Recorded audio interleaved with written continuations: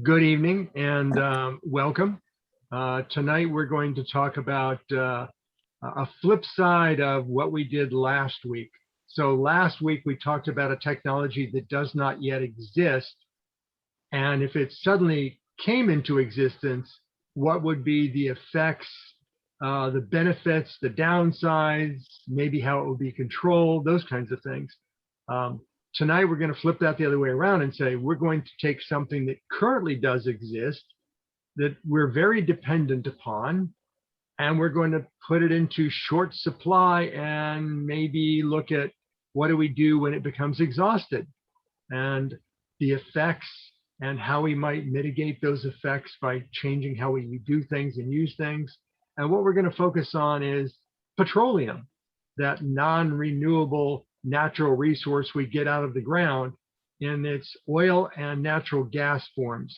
And the oil aspect includes, yes, all the latest fracking concepts and all of the where we're getting natural gas from and the shift from natural gas resources being outside the US versus it being dominant in the US and those kinds of things. But first, we'll do the news as usual. So not that we can see it from here in South Florida, but there was a solar prominence, a expulsion of plasmatic matter from the sun this week, coronal mass ejection, as they call them. And so for those folks that live up in the northern latitudes, if you can find a dark location in the middle of the night, you'll be able to see the aurora borealis, the northern lights. They'll be slightly further latitude. Instead of Canada, you might be able to see them from, New York. So a little further down. And if you see them at all, they'll be a little brighter because there's a lot more material that the Earth's magnetic field can charge up. And NASA's Juno spacecraft, which is in a variety of elongated orbits around the planet Jupiter, they did a long-range flyby of Europa such that they could get a good shot of the upper part of the northern hemisphere. Now they're talking about seeing the North Pole of Europa, but if you look at the picture that they provided, maybe you can make out like a point of the North Pole, but you're not seeing the entire polar region because it's half in light and half in dark. So they did the best with what they could. I think it was 80,000 miles, was it? No, 80,000 kilometers or 50,000 miles, but it's the best close-up picture we have of the northern hemispherical region of Europa. Remember one thing: attempt no landing there. Okay, and if you know what's happening in December, that we're going to be launching the James Webb Space Telescope aboard an Ariane 5 rocket. It has a successor. It's called the Ariane 6, and the Ariane 6 is going to do its first debut in late the second half of 2022. I don't know why they're announcing it this far in advance, because when they debut it, they're just going to, assemble it, roll it out of the hangar and go, ta-da! They're not actually going to launch it to go anywhere. There won't be any people on board. And if they do an initial launch, it might go into orbit, but without a capsule that can dock with the space station, it's not going to be doing much. They have a lot of proving left to go with it. But it's nice to see that they're proceeding to the next generation. The question will be, and what kind of rocket engines will it have aboard it? Can't be the Russian ones anymore because the US Congress outlawed those. And waiting for Blue Origin to finish their rocket engines is any day now, any day now, any day now. So I don't know what engines they're going to be using in it. We shall see. Second half. Who's launching it? Right there on the side, European Space Agency. They're going to be launching it out of French Guiana in South America, just like they do all the Arianes. So it'll be launched from French Guiana, and it's called an Ariane 6, and it's supported by two groups. I forget who the other group is. The ESA and another organization over in Europe are the ones actually funding it. But the reason, if people are wondering, why do they fly them out of French Guiana in South America. It's because if you want to have things that leave Earth orbit as quickly as possible or get into high geostationary orbit with the least amount of fuel, you want to launch your rocket towards the east in a latitude that is close to the equator as possible. And that has to do with the inherent velocity you get from the rotation of the Earth. So if you launch it too far to the north, you don't get a lot of oomph from the fact that the Earth is spinning because the rotational speed is different. But if you launch it from near the equator, you get a lot more natural oomph, so you don't have to expend as much fuel to get it as high or as fast. So that's why they do that. And also, if you think about Europe, there's not a lot of room in Europe for a large launch complex in case something goes wrong. And they're all high latitude, so you're not going to get a lot of oomph for your launches. But since there's a French Guiana, and France is part of the ESA, part of the EU, therefore part of the ESA, it's a good launch site. So much so that NASA's using it. So NASA is launching this? No, NASA has nothing to do with the Ariane 6 tests. Those are all on the European Space Agency. So physicists often like to do things that have never been done before. And a lot of it involves just, can you measure something that takes less time or is a shorter distance? Or how about a short distance over a small time? And that tends to get them more funding for their grant for next year if they can prove that they can do the right stuff in physics. And so some physicists got together and they measured the gravitational redshift over a distance of 1 millimeter on the Earth. So you had to be able to make very, very small measurements over very, very short periods of time. And that's, it's a natural phenomenon. They didn't have to do anything fancy to do this. They just had to create all the instrumentation and computers and such to record the data. And now they've done it. But in science, there's this thing called 6 sigma. So if you think you've measured something once, that's just a starting point. Go out and get other people to measure it. And if they all get the same data, then, okay, mathematically speaking, it must be matter of fact. But there are a number of things currently queued up in physics that there have not been the possibilities or funding to repeat them often enough to get them to 6 sigma. The muon 2 experiments, I think, are at 5 sigma.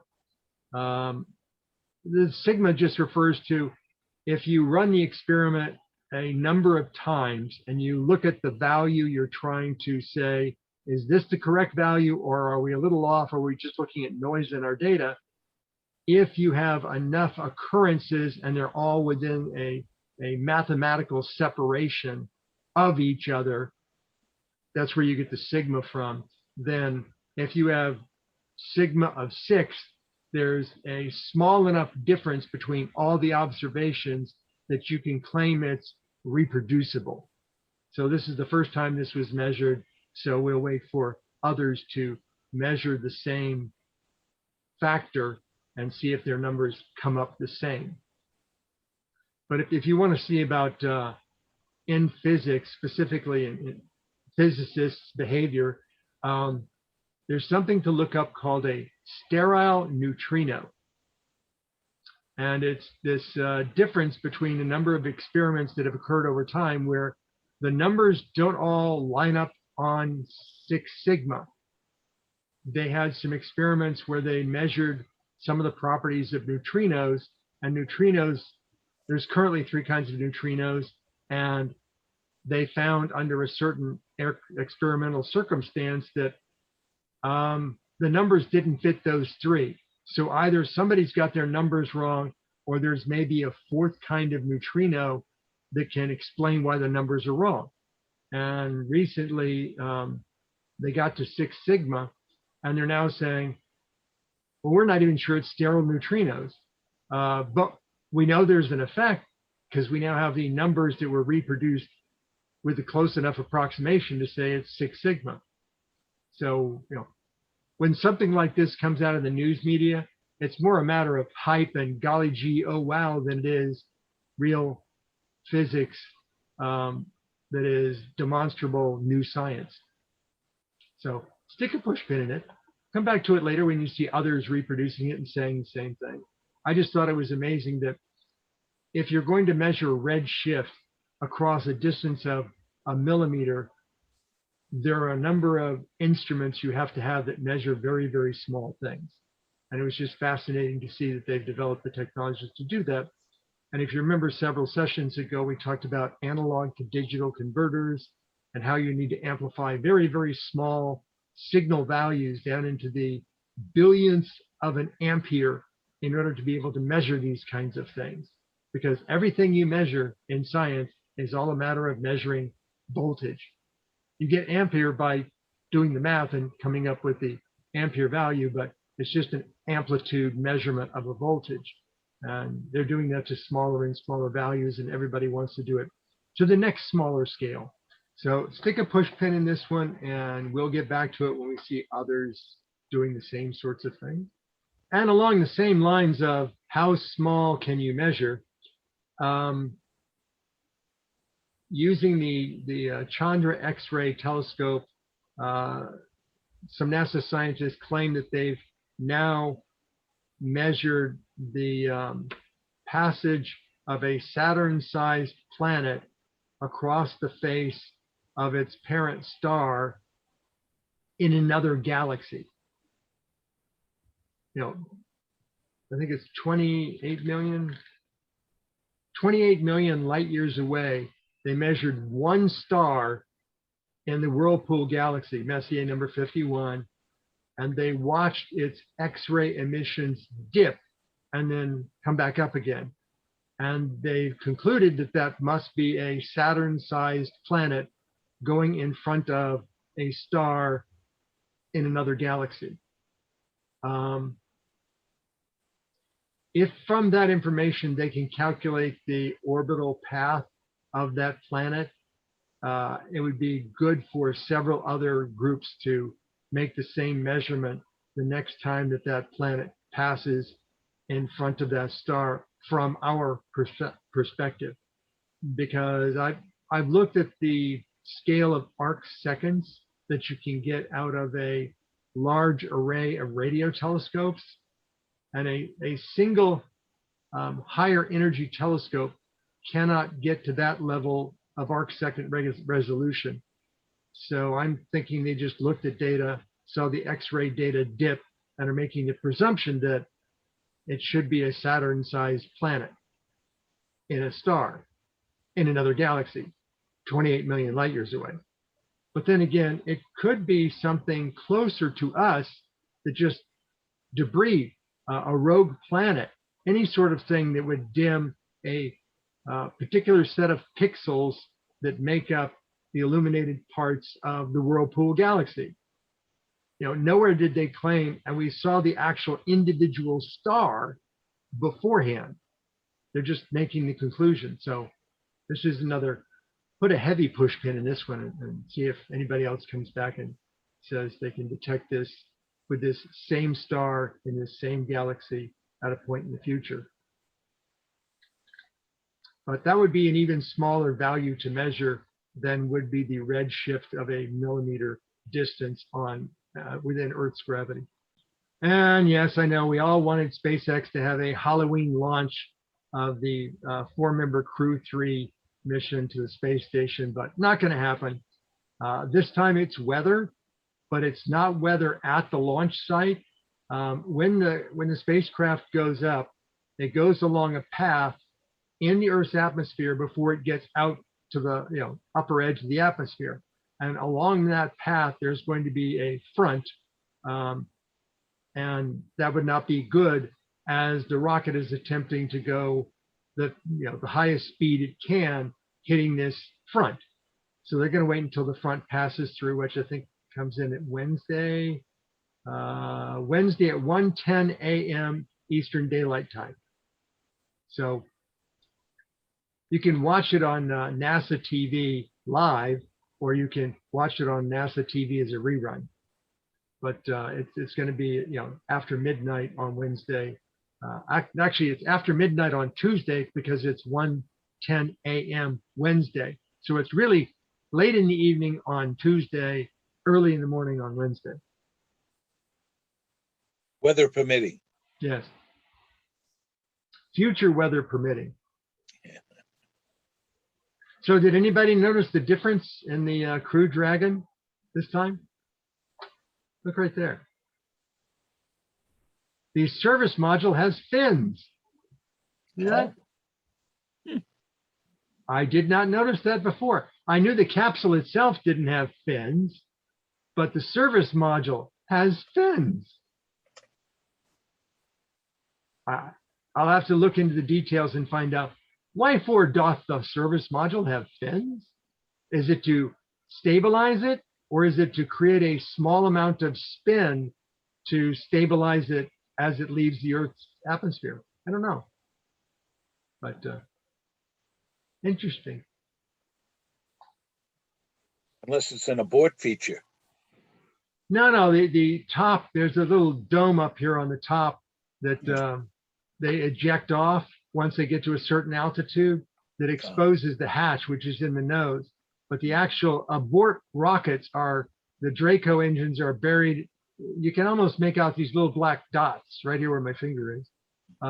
Those little black dots are solid rocket engines that would pull the capsule away from the rocket or pull the capsule away from the service module, which is this black thing down here. The service module is also external cargo capacity.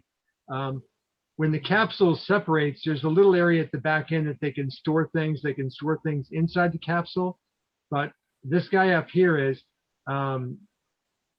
if they need to make trajectory changes, once they get loose from the first stage, this is basically their final trajectory adjustment propulsion system.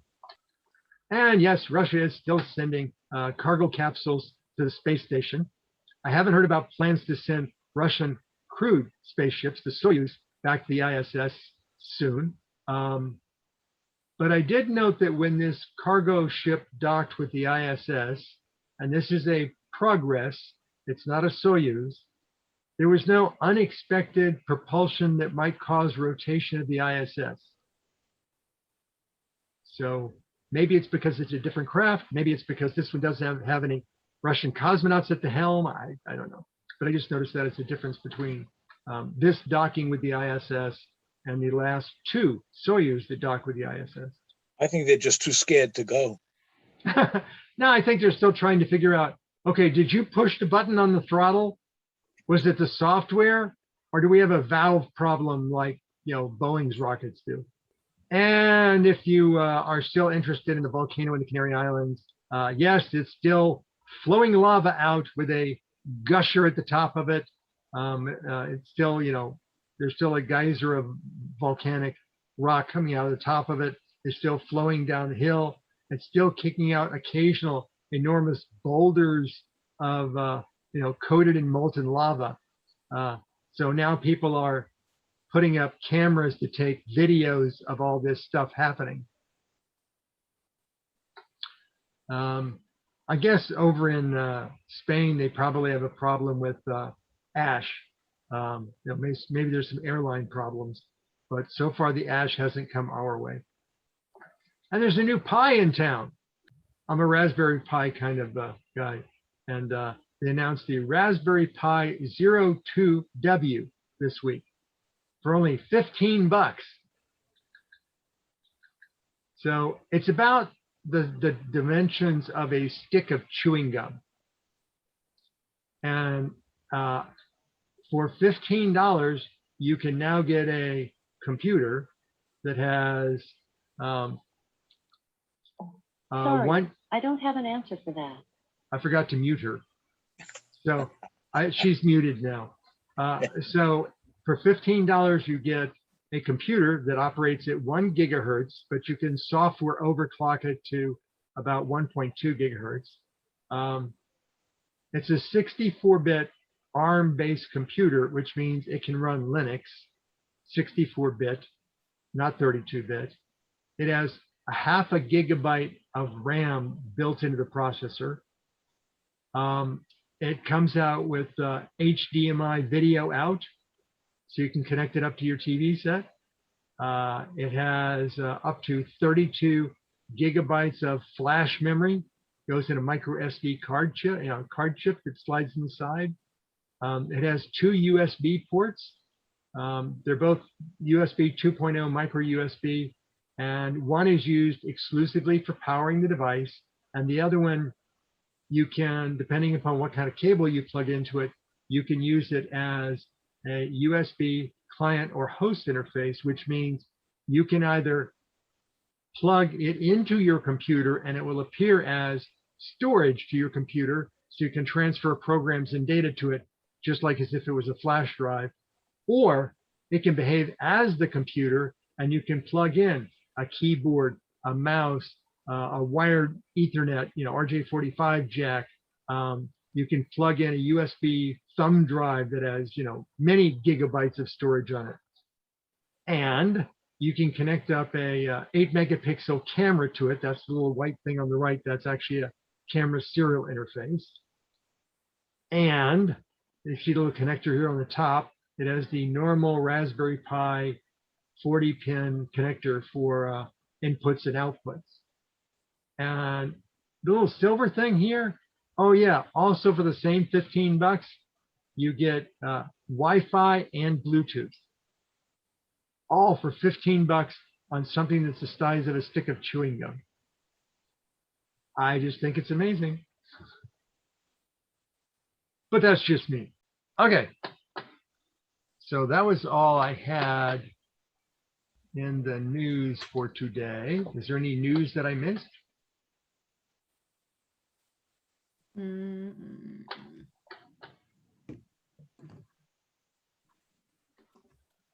I will share this. Didn't the Hubble start up again? I have not heard. I heard that, it shut itself down. It safed itself again. I saw that they claimed that the instruments are still just fine. It's the main computer, the order processing computer that shut itself down again. I think it actually took a very strong radiation hit, and it's got a number of bigger computer problems. The instruments themselves are a little better shielded because they have to be able to be thermally as well as radiation shielded. And I think the central processing computer does have shielding. It is radiation hardened, but only to a certain degree. But I have not heard that it's come back online yet. Yeah, I thought I did. Yep. Oh, you heard that it came back online? Okay, well, that's good news. Yep. We're not going to go up and service it again anytime soon. Nope.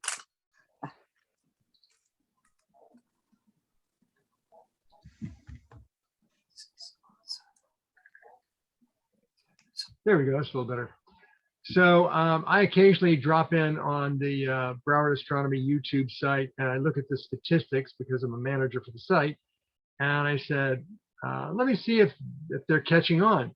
I have not yet monetized the site, but apparently it's being found via searches. So the clickbait of me doing things like referencing ET or EM Drive or quantum computers or LIGO and gravity waves, apparently it's attracting public attention. They're coming out and watching it. So far, 50 people have watched the Stop Looking for ET. I was impressed at that. 42 people have looked at the EM Drive and photonic propulsion, which I guess that's the EM Drive, that's the clickbait. But even some of the other ones involving Perseverance and Ingenuity and Mars, those were getting decent view counts. Quantum computers, not so much. Gravity wave measurements, not so much. But apparently if you mention popular things in controversial postings, then you're going to get people looking for it. If any of these statistics ever click up to the 100 level, I will go back to YouTube and I'll say, yes, please, I'd like to monetize it. But then there goes my tax bracket. If it actually, if I pick the right clickbait and I get the right content and somebody says, have you seen this? And then, a million people see it, I might get $1,000 in 1 month. But a lot of people have to see it. And let's see, I had one more thing here to mention. Yes, I checked the weather before I started the session. It went at sunset, it went to, oh, it's pretty clear. I might be able to do some observing with the camera tonight. And then as it got closer to the time to start, I looked at it again, and it was just complete overcast. So I said, I guess not. But I have made some significant progress this week. I did not contact the actual manufacturer of either the camera or the network compatible chip that's driving the camera. But I did get contact from the reseller on Amazon. Now, this is not Amazon. This is the company that's actually providing the inventory to be sold on Amazon. I don't know whether they're based in China or based in the US. I can't tell. Their English is reasonable, so it doesn't seem to have a language barrier problem. But I didn't get their email address. You go into Amazon, you pose a question for which it doesn't have an answer, and then they say, would you like to submit your question? And when you do that, it goes back to the supplier of the product, not the manufacturer, the supplier of the product to Amazon, and then they get your email address to reply to you. And I've had replies back from them, but you cannot do a reply to that. You can go back to the product site and submit a new question, which is what I did. So the first question that I asked them was, how do you turn on and off the infrared LEDs? Because I'm putting this thing inside of a dome. And you don't do that in a standard way. You do it in a non-standard way, but okay, I can get it to do that. So I now have the ability under software control to turn the infrared LEDs on and off whenever I want to. So that gets rid of the first problem, because when you put the camera inside of a glass dome and the camera decides, oh, it's dark outside, let me turn on the infrared LEDs, they glare back at you brightly from inside the glass dome. So have to turn off the infrared LEDs. The second thing was the autofocus. It was trying to focus on the glass inside the dome instead of the distant planet that I was trying to focus on. So it was shifting back and forth on focus. And I found out that if you tell it to pan or tilt to a target, and then you manually tell it to focus on it, and then you give it a chance for it to attempt autofocusing, you can then touch up the manual focus. I'd say it's manual. You're actually sending it computer commands to make it focus in and out. When you do that, it will switch off the autofocus until the next time that you pan or tilt the camera, and then it'll do its autofocus thing again. So I've solved the problem with the LEDs. I've solved the problem with the autofocus. What I'm working on right now is home position. I'd like to set up the camera and tell it that its home position is level and north, so that when the camera gets rebooted or power cycles or FP&O goes flicker and flash on it, that when the camera starts up, it will do all its little health checks, diagnostics, and then point around to the north and point to level. And when it does that, it'll be pointing at trees towards the far side of my neighbor's house, and there will be no way it can accidentally stare into the sunlight, which would be good. Because the glass dome will never have a cover on it. It'll just always be looking at light. So rather not have it, point to the southwest and accidentally see the sun go burning a streak through it. So once I solve the, how can I tell it where home is, and then do a go to home and set up home as the default position when the camera starts up. Once I solve that, it's ready for me to start writing the prototype for the actual astronomy drivers for the camera. I have to write 2 drivers, one for the mount aspects of it, to point the camera, and the other one is for the camera or imaging aspects of it, so I can actually focus or zoom in and those kinds of things for it being the astronomy camera. And if I write these as what is known as INDI type drivers, then it'll work from a number of different applications that run on both Windows and Unix. And you don't even have to know that it's a surveillance camera that I've inverted and flipped, the left, right, up, down.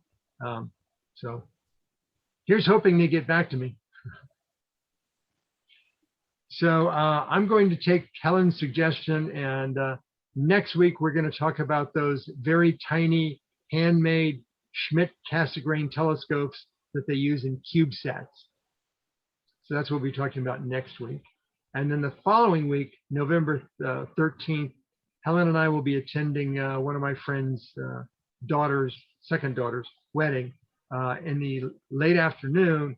And then there's a reception and dinner afterwards. So I expect that to overlap our slots. So I'm not going to push it. We'll just have no session on Saturday, November 13th. And following the November 13th session, I don't have any topics queued up at the moment.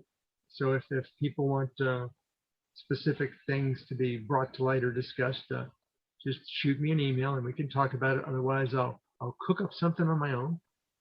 Oh, don't forget to say the same thing for the people who are watching on YouTube, because the comments are on. So if they want a topic for you to do a presentation, just leave a message on the comments.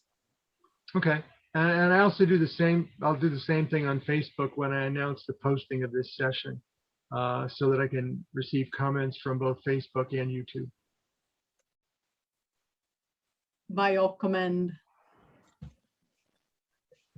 Cylons, yes. Yeah.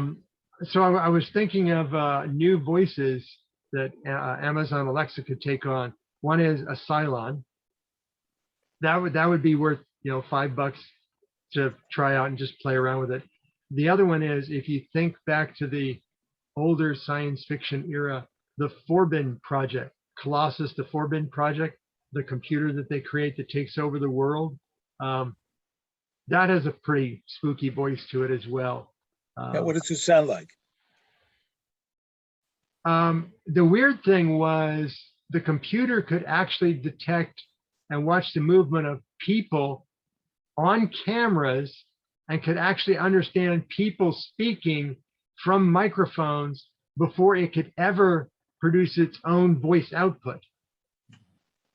It's kind of like you got the easy stuff last and the hard stuff first, because I was doing text to speech on Commodore computers. I had a module I could plug into a Commodore 64 that could do speech output, but it was a fixed set of words that you glued together.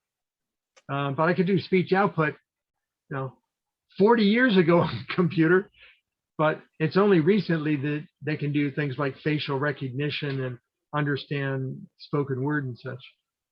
But if you go back and look at Colossus, the Forbin project, it's an old movie. It's no longer in print. You have to find it on some streaming channel.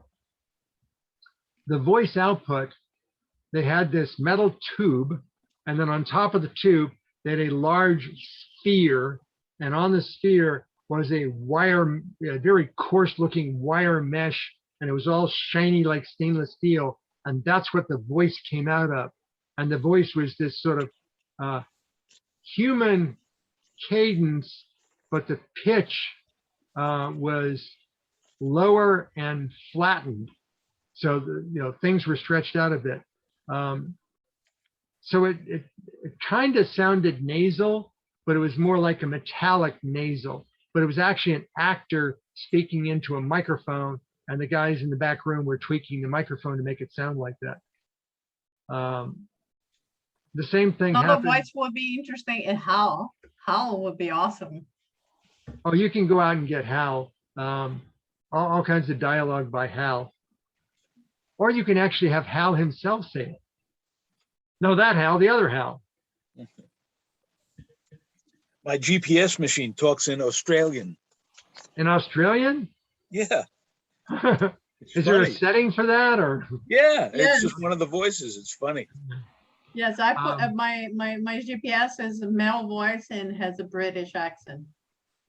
So Because I got tired of my phone saying that instead to go to Sheridan, it was Sheridan. So there are places you can go on the internet and pay a fee You can either pay a one-time fee or you can pay a monthly service fee and have it convert your text into speech that you can then use as the narration voice on your YouTube channel. And I'm able to spot that less and less because they're getting better and better at it. But if I pay attention, I can usually spot it. And it's all because years ago when I would do text to speech, and as Helen mentioned, the computer would pronounce it as Sheridan and not Sheridan. I learned ways to spell things phonetically so that when the computer attempted to understand how to say it would say it how you expect it to be heard. But that would require the author of the text to make the effort to make it sound better. And these YouTubers that are just paying a fee, they don't do that. If there happens to be a shortcoming in the text-to-speech generation, it's just, if you remember years ago when they would be doing some law investigation and they would say, let's go find out what typewriter that hostage letter came from. And they would examine the actual shapes of the letters to know, oh, that came from a Smith Corona circa 1972. Well, it's the same thing with these text-to-speech algorithms. They share the software. So you'll actually find the company that actually made the software is called, like XYZ company. But then you'll find a UVW company that is reselling for a slightly higher fee the exact same software. And that's how they make their margin, is just with that little slice, reselling bulk services. So you'll find that the same artifact in the dialogue occurs across multiple vendors' names. But if you know the company that made the software originally, you'll know, oh, that's that XYZ software. I know that. So it's getting harder because they're fixing these things. Yeah. I mean, you're paying them a lot of money. What else have they got to do? They wrote the software once and just sit back on their laurels and collect the money and wait for a competitor to do them one better? No, they got to be fixing it. They got to make it better every day. But some do, some don't. You remember old voice recognition where you had to talk like this? Okay, that is called speaker-dependent discrete utterance voice recognition. And I did actually work software with that. In the early days of my medical device workings with software, one of the things that coroners do is they do an autopsy. And when they're doing the autopsy, since their hands are involved, they can't take notes. So what they would do is they would record audio on a recording device. So they would start the recording device, and before digging in, so to speak, they would announce, this is the autopsy of, name, such and so, it's a male of this many ages, about this high, this weight, and they would do all that stuff. And then as they were doing the autopsy, they would state progress and any discoveries that they found. But then afterwards, they would have to pay someone to transcribe the tape into notes that could be read, because if it's just voice and you said, how many people died of this same thing? You can't do that by having somebody listen to 10,000 audio recordings.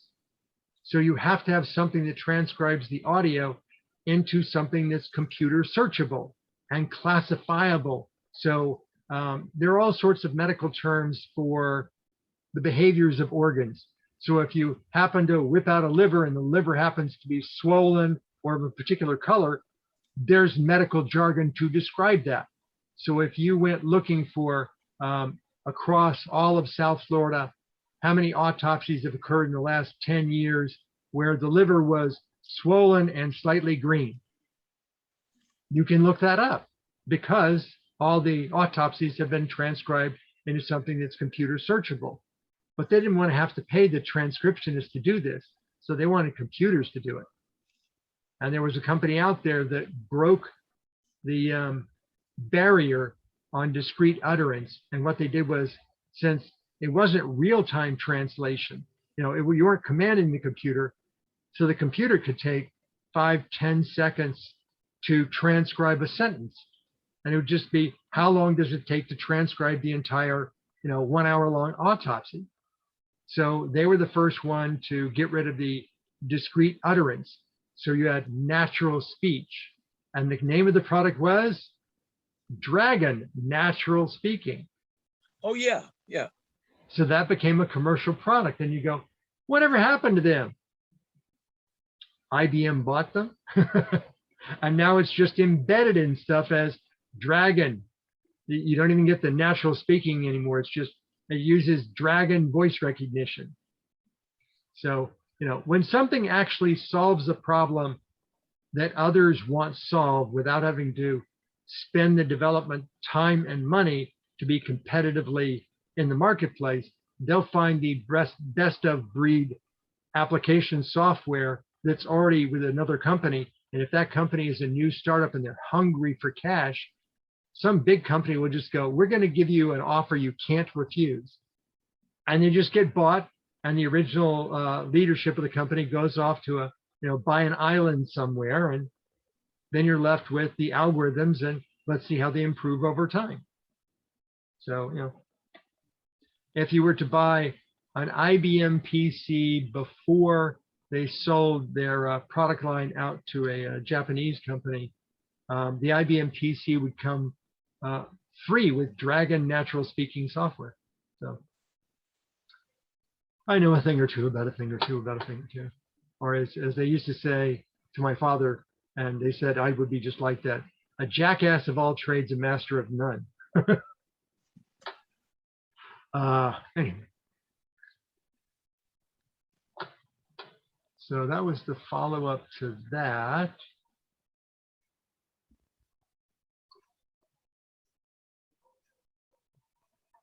Okay, since we're into astronomy, I have to say, how does this relate to astronomy? Well, rockets require fuel. Hydrogen is a rocket fuel. Today, the predominant source of hydrogen is oil.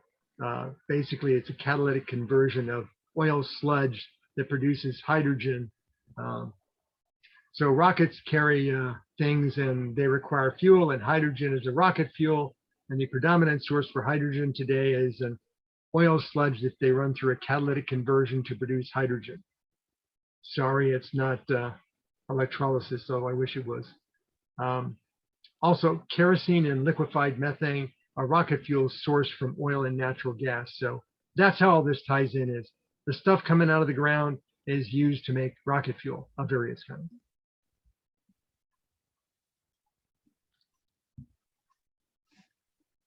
So this is another interactive discussion. So if people have any comments along the way, feel free to raise them. Last session, we talked about a technology that didn't yet exist, may never exist. No physics that I knew of would be capable of making it happen. But should it suddenly happen, how would it affect things? How would we deal with it? So this time we're turning it the other way around. We're going to take something that does currently exist, and we're going to say, what?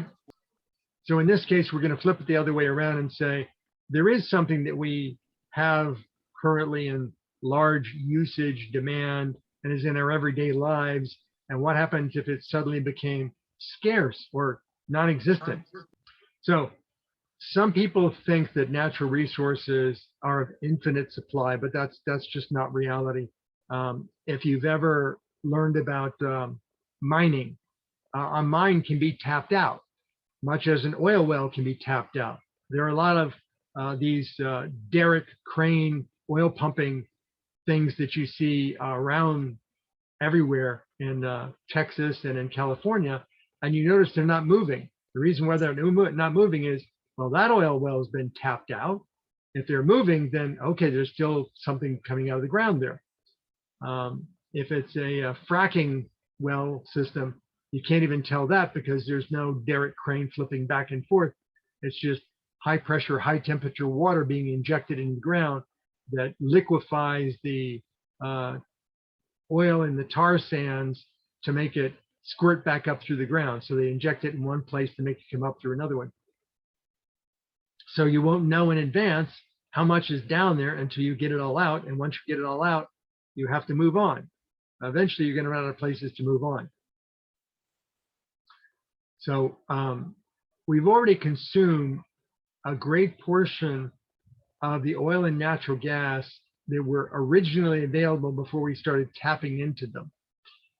And we're consuming them at an ever increasing rate, not just as vehicle fuels, but in all aspects of life. And we'll get into those. So as we come up with new purposes for stuff coming out of the ground, it increases our volume of consumption.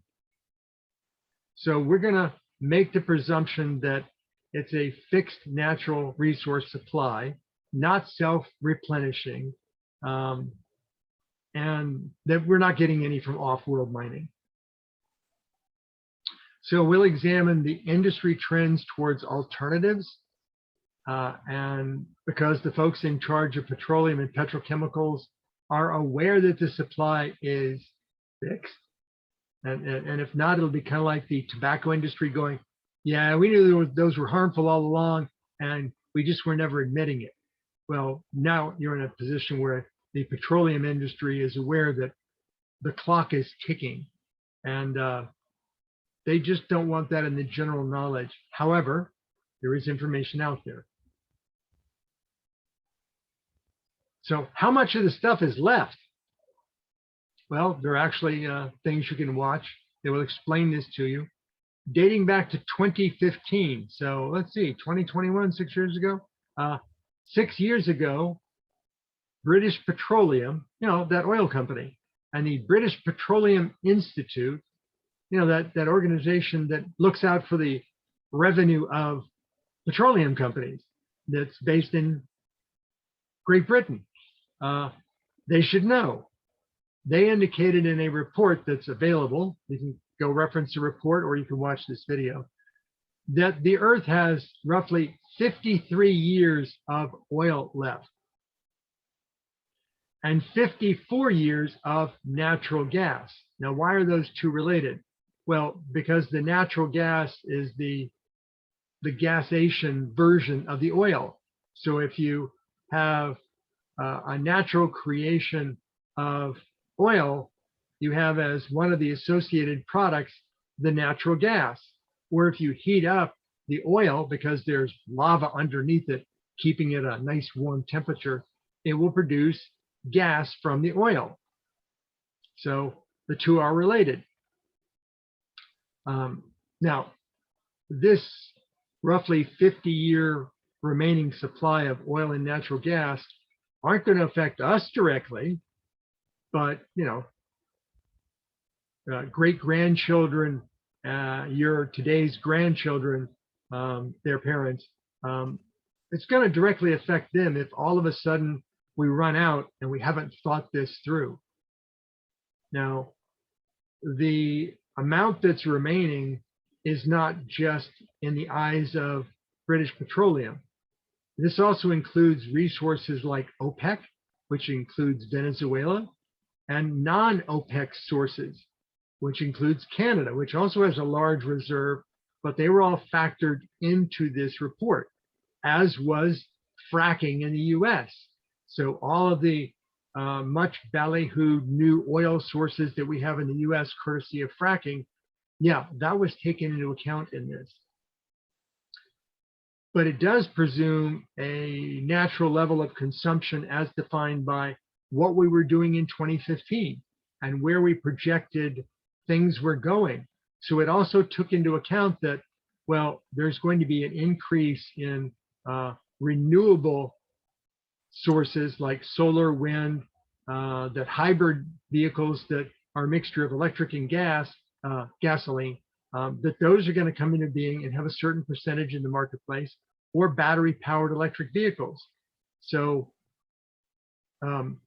we have 50 years, probably at most, and if you take into account the reluctance of certain automobile manufacturers like GM and Toyota and Honda from switching over to battery electric vehicles big time, they're hurting this formula.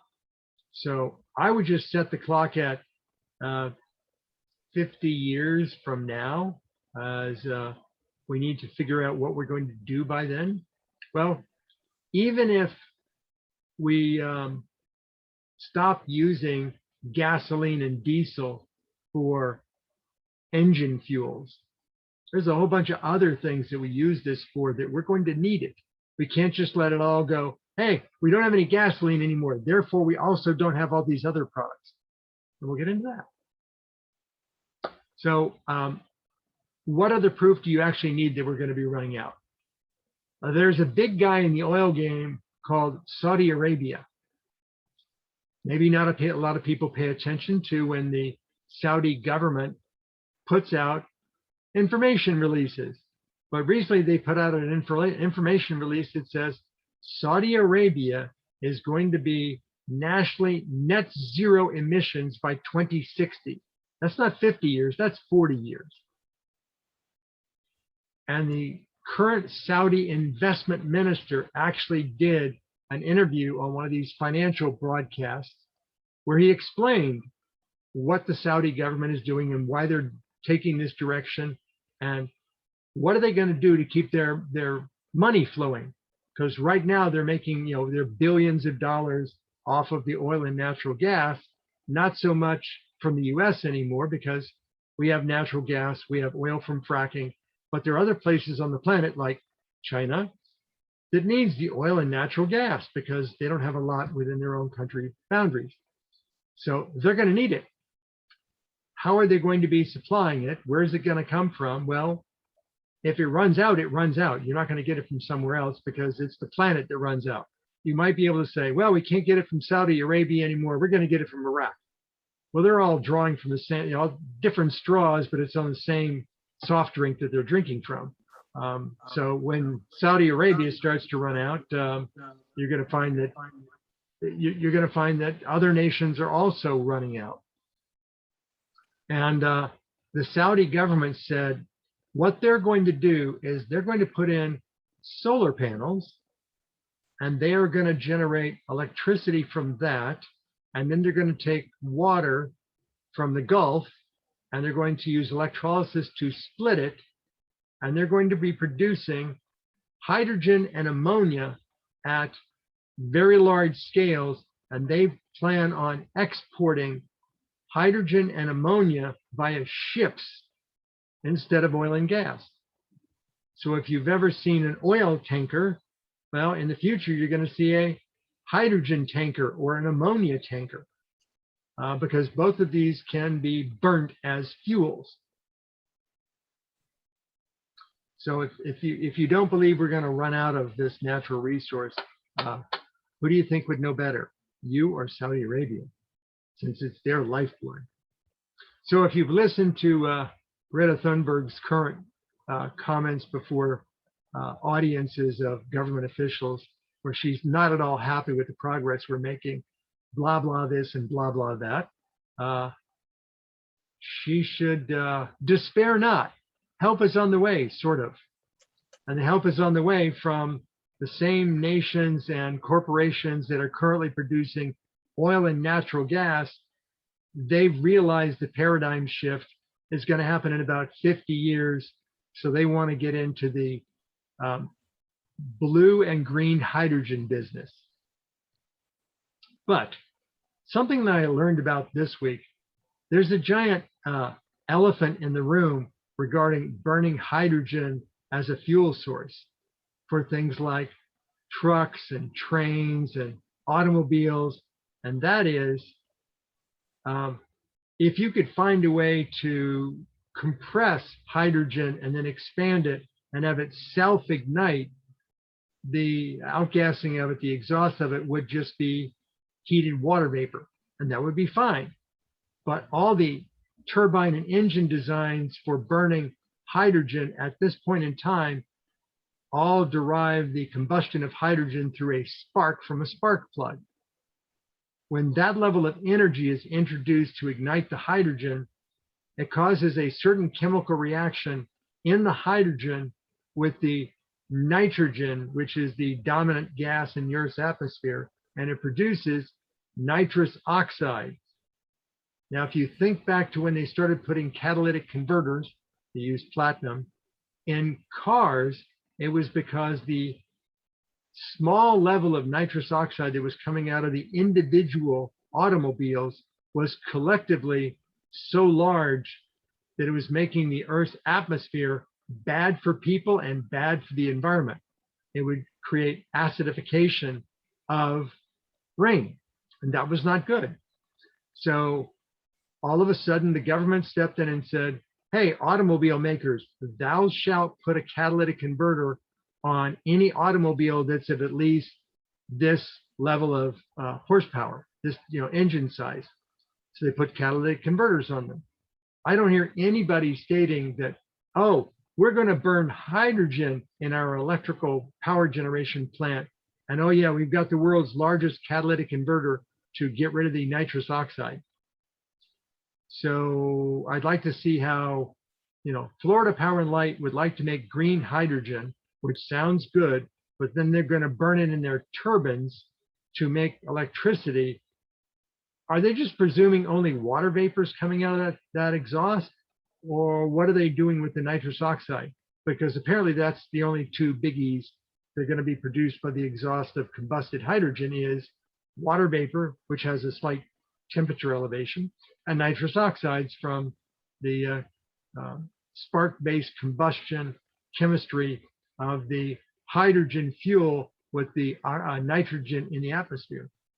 So I'd like to see what they're going to be doing with that. Now, if green hydrogen, which is great, is used to drive motors by way of taking the hydrogen, running it through fuel cells to produce electricity to drive motors, that would be good, but that's far less efficient than burning it. So if you look at the fuel cell-based automobile technology, none of the automobile manufacturers that want to consume hydrogen in their vehicles are doing it that way, because you've got two problems. One is it's not efficient enough, it won't produce enough electricity. And the second is the fuel cells don't last forever. They're a membrane and they wind up with pollution problems, which makes the membrane less and less efficient, which means people don't like going in now and getting their pollution control valve replaced in their car for, is a couple of $100, but you can go buy it and replace it yourself for maybe $35. Imagine going in with your hydrogen powered vehicle and spending a couple of $1,000 to have your fuel cell membrane stack replaced every 3 years. That's just not going to fly with the people buying their supposedly clean vehicle cars. They're just going to burn the hydrogen. So nitrous oxides from burning hydrogen due to the combustion by way of a spark is the elephant in the room. And there's actually reports you can go read about that, where scientists are saying, hey, hydrogen sounds good. You're going to burn it or you're going to fuel cell it. If you're going to burn it, what are you doing with the nitrous oxide? Individually, a vehicle may not be much, but when you talk about millions of vehicles all producing nitrous oxides, and you don't have a catalytic converter, you're kind of back to square one regarding nitrous oxide and the acidification of the atmosphere. So if you look at the major oil and gas producing nations like Saudi Arabia, and they're saying, we're going to be producing hydrogen, you can burn the hydrogen instead of the oil and natural gas, and they don't talk about what comes out of the tailpipe other than pure water. It's a lie by omission. So you start out with the oil and the natural gas. What comes from that? Lots of things do. And until you start thinking about it, you don't realize that carbon chemistry produces a lot of things. There's all kinds of ways to link up carbon with other molecules, with other atoms, to make some very sophisticated things, most of which either react chemically with other things or they're combustible. So it's kind of the two things that got going for it is you can either mix it with stuff to make new stuff, or you can burn it to fuel stuff or to make other things from the residue produced by the burning. So the US government has this agency called the Energy Information Agency, the EIA. There's also an International Standards Committee called the EIA, but that's different. So this is a US government agency, and they actually have a website where you can say, because the industry won't tell you this, out of a barrel of oil, what do you get? How much of what do you get? You know, there's not a direct correlation. 1 barrel of oil equals 1 barrel of gasoline. That doesn't work, because you basically break down the sweet oil, or the thin, not too thick oil, into gas by heating it. It's called cracking the oil. And you have these, if you ever look at an oil processing plant, they have these giant towers. You can really see them at night because they're all lit up. And you heat the oil at the bottom, and then as the vapors come off, and then they condense at different levels based upon the kinds of vapors coming out of the heated oil. And different places in the cracking stack produce different of these chemicals. And then all the way at the bottom is the sludge that's left over, and that's where they get the sludge to make things like hydrogen by a catalytic conversion. Diesel's down low, kerosene is down low, gasoline's a little higher, aviation fuel is about there a little higher. But when you get into things like certain kinds of alcohols and fuels that are very vaporous, they're more towards the top of the tower. And it requires more of them, it requires more oil for the stuff at the bottom because it's denser. The vaporous stuff at the top, you can get far more out of a single barrel than that. So if you said, how many barrels of oil does it take to make a barrel of gasoline? No, it's the other way around. You can get a lot of gallons of gasoline out of a single barrel of oil. So if we just start with what comes out of oil, it's products and byproducts. There's a fancy way of describing the stuff that goes downstream chemically, or the byproducts. Those are called feedstock, having nothing to do with animal feed or livestock. It's basically, if we treat the oil in a certain way, it produces a certain chemical reaction and produces a product, but then that product can be used in other industrial processes to produce other products. Well, that intermediate thing is called a feedstock. So you cannot use the oil directly out of the ground. It's too problematic. It's got other chemicals and things in it. So the first thing you have to do is refine it. It goes through several process steps to get rid of some junk, and then to crack it, and then to pipe out the individual things, and then to purify them. So it's fairly complicated. It's amazing gasoline isn't $20 a gallon. But anyway, you can get multiple grades of motor oil and multiple grades of engine gasoline fuels out of oil. You can get low sulfur diesel fuel. Now, they used to just say diesel fuel, but now they have to refine it further in order to make it usable as diesel fuel. Kerosene, kerosene lamp fuel, kerosene burner stove fuel, all those kinds of things. And kerosene in different grades is also used as aviation fuels. If you live in a place that doesn't have natural gas or electricity for heating, you may have fuel oil for your heating or for running turbines. Asphalt that's produced for roads, roadways, and parking lots, that comes out of oil. A lot of the industrial processes and compounds that are produced, there's a thing called naphthas. These start out as vapors coming out of the cracking tower, and then when you cool them down, they become liquids, and these are called naphthas. People might have heard of this thing called naphthalene. Naphthalene is what they put in mothballs. So, you know, you've been using this oil byproduct for a long time, not knowing what it was. There's liquefied refinery gases, ethylene, propylene, isobutylene, something that comes on the bottom end called natural gasoline. So if you crack out the gasoline, you'll get the high volume gasoline out at a certain level, But if you go up higher in the cracking tower, you can actually get other flavors of gasoline, these really high octane gasolines that they use in racing cars. That's where you get natural gasoline from. You'll sometimes see the relationship between things you can burn, like butane, but you'll also hear it related to plastics like polypropylene. So all of these things are coming out of oil. Then there's a whole separate group of carbon chains called aromatics. They're vaporous, but then you let them cool down and they become liquids, like benzene. These are cleaning fluids. Toluene, that's used in plastic adhesives. There's orthoxylene, that's used in pesticides. There's paraxylene, that's used in cleaning agents in plastics. All of this stuff is coming out of oil.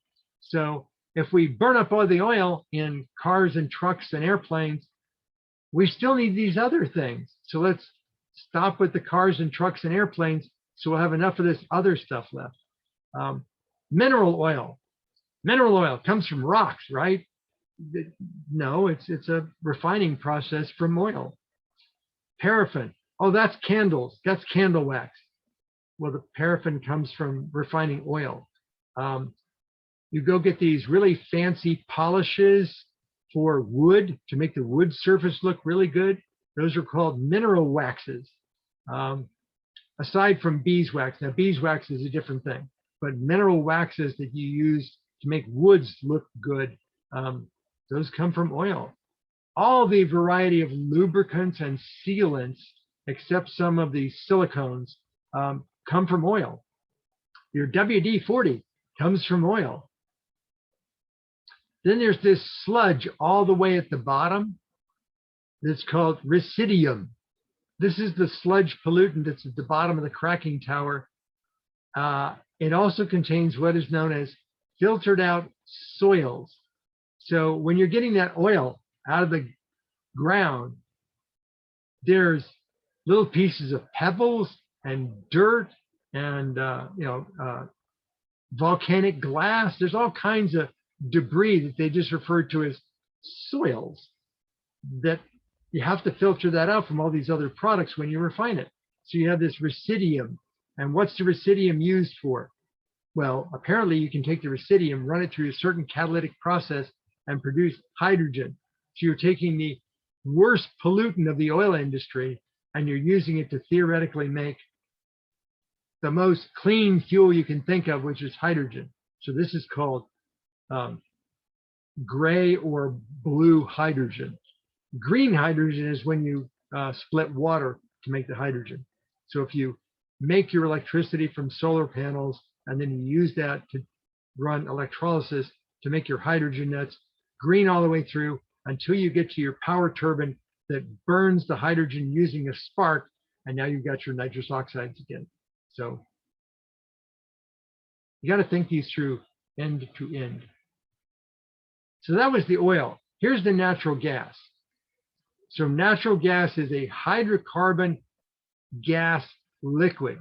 When it comes out of the ground, if you ever saw the videos of a gusher, a geyser, it's when they first drill down and they find where the oil pocket is, and the oil pocket comes out at several hundred psi, and it just geyser comes out of the ground. The oil is not doing that. The natural gas that is basically compressed into the liquefied petroleum, that's what's pushing the stuff out of the well. Well, if you happen to tap out that gas, that's called wet gas. That's not actually called natural gas, that's called wet gas. And it's unusable as it is. You have to run that through a refinery in order to make it usable gas. So if that's wet gas, why is it wet? And what do they call the stuff after it's been processed? Well, let's see, they call the stuff after it's been processed dry gas. Why is it wet and dry? Well, there's two things they get out of wet gas to make it dry: helium and a few other rare earth elements. Sorry, not rare earths, but argon, neon, xenon, noble gases. They get a few other noble gases besides helium out of there, but the helium is the biggest one.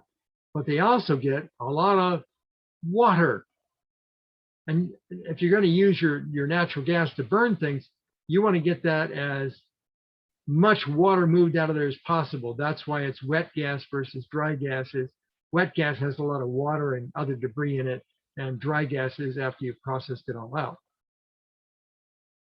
So I found this interesting, that if you happen to have your oil well and you've got your pumping arm going and there's no local source of electricity, you're out in the middle of nowhere, you're pumping oil out of the ground and you're pumping it back into a tank that then comes and gets emptied periodically, or you're pumping it into a line that gets accumulated into a regional tank. And so they're not going to spend the money to run electricity out to every one of these oil pumps. So what they do is they have a wet gas pump. It goes through a very limited process to get it down to something that will burn in a very dirty engine. And they use wet gas to actually produce the electricity, not produce the electricity, to actually do the combustion to make the oil pump work. There are companies out there that are now removing those because they're a EPA hazard, because those things leak and they produce, hazardous waste, and it's a cleanup afterwards. And so as they put in new pumping stations for these wells, they're using solar and battery to replace the wet gas powered oil pumps. These little things that you don't know about. But I dig deep and I find these things. It's just bizarre that these don't make the news, but in California, because of the governor getting reaffirmed as he's the governor. Yes, that's right. He wasn't recalled.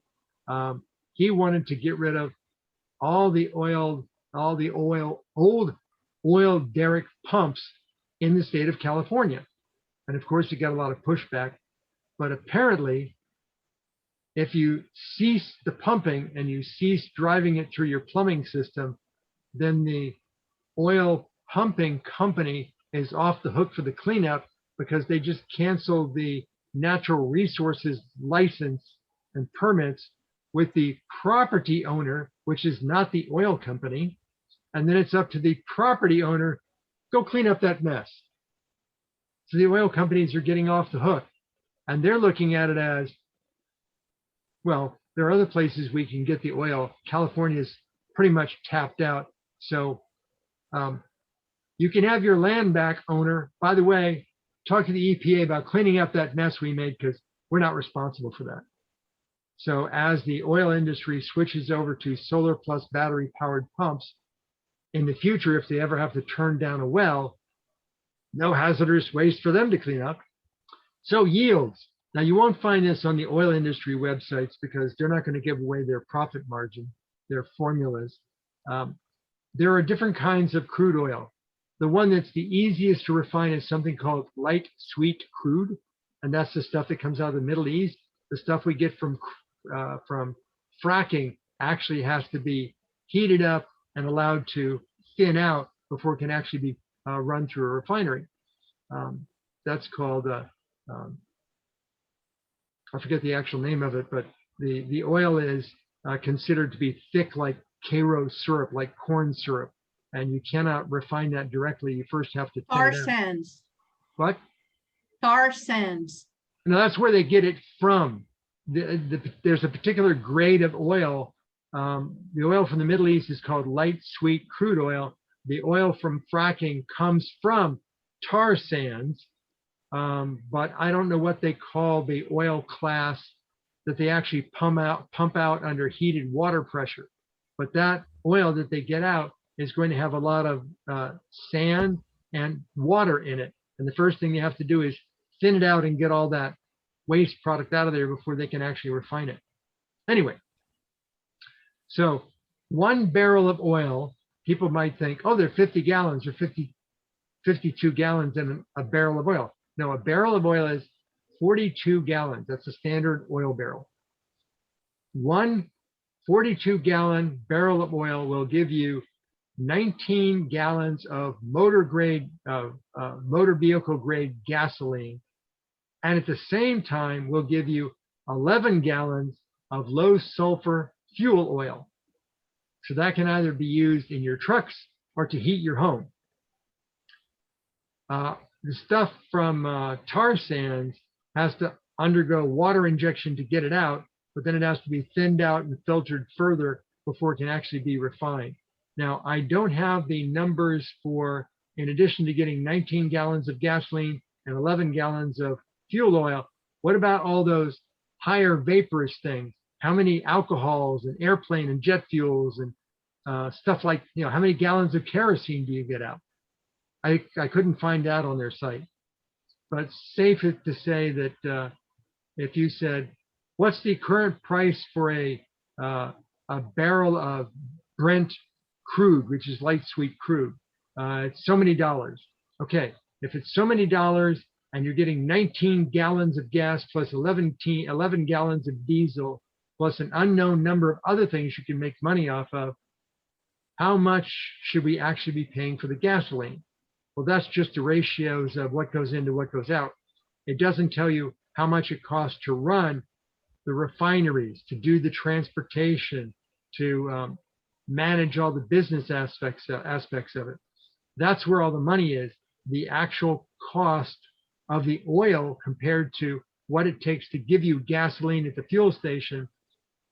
The ratios are enormous. It's like saying, I'm going to go spend $1 for a can of Del Monte vegetables, standard size can. Why is that $1? That shouldn't be $1. I can go to Dollar General and buy a Dollar General brand of the exact same kinds of vegetables, and it's 65 cents. But you're not paying for Del Monte to produce it, stock it, supply the stores. It's Dollar General, which has their own internal brand. So it's, how it's all packaged actually costs more than the product itself. So what are some of the downstream products? These are the things that make use of the petrochemical feedstocks. If you look at this list and you think, oh, yeah, I use that, or I know that's somewhere in my lifestyle, or yeah, I didn't know that came from oil, but yeah, we're going to need this stuff because I don't know of any replacements for this stuff. So let's stop using the oil and gas that we have left in automobiles and trucks and trains and start converting those things over to use naturally reproducible or renewable resources. And that saves more of that remaining 40 or 50 years for these critical things that we don't have replacements for. So, or like the plastics for sodas that end up all in the ocean. That's so wasteful. One before we did with the glasses. Yeah. But then it's very cheap for the companies to use that and forget about it, and they don't pay for the trash that's all over the planet. So I learned this week that there are degradable, biodegradable, and compostable. And different kinds of plastics behave differently under those circumstances. So if there is a kind of plastic that you can just leave out in sunlight or bury it in the ground and it will decompose back to things that are no longer toxic, natural materials, that's one grade of plastic. There are other plastics that have to go through a post-industrial process where you can use chemistry to break down the plastic, and that costs more, but you can recycle that.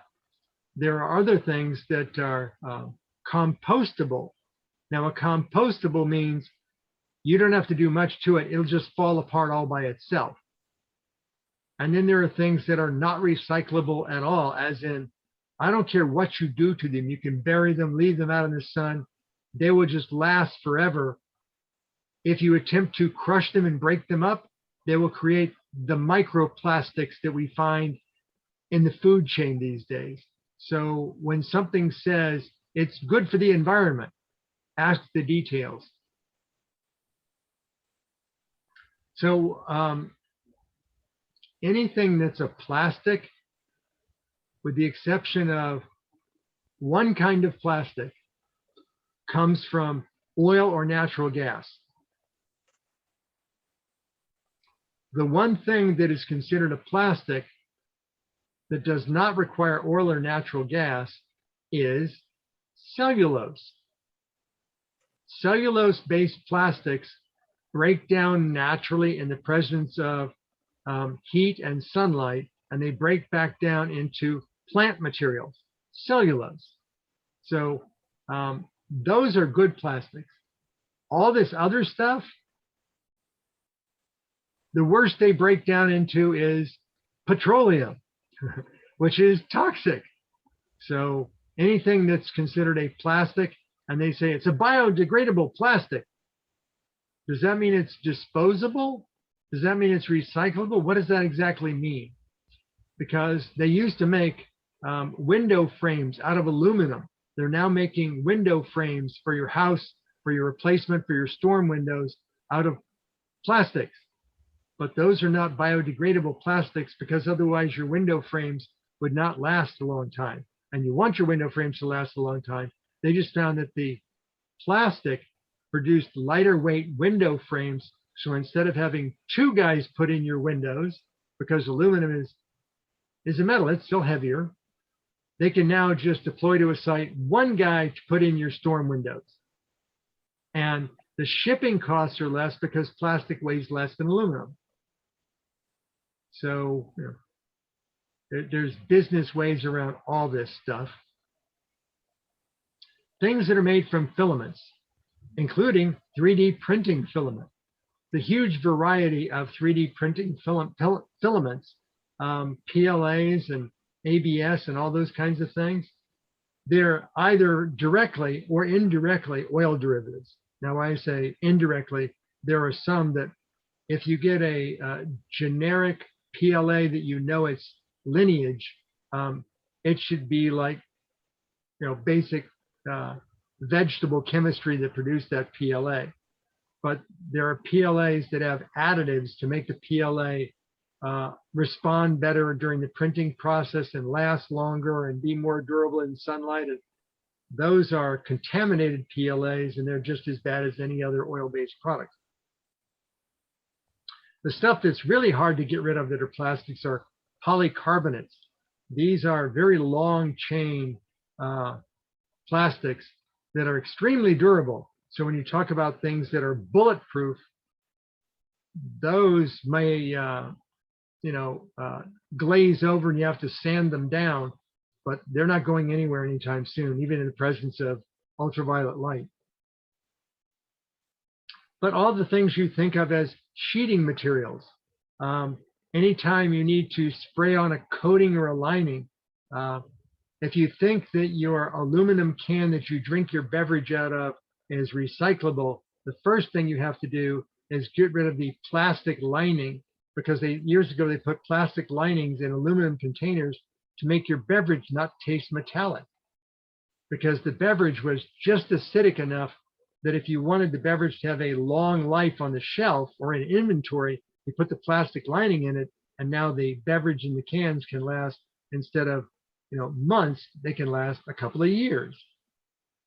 There's actually a YouTube video where they used an acid to dissolve the aluminum of an aluminum beverage can, and what is left is this plastic, non-destructible in acid that destroyed the aluminum plastic liner.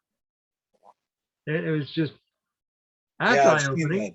Yeah, that's good. Yeah, the aluminum can is recyclable, but the plastic liner inside the can that protects your drink from tasting bad and lasting longer, that's not recyclable.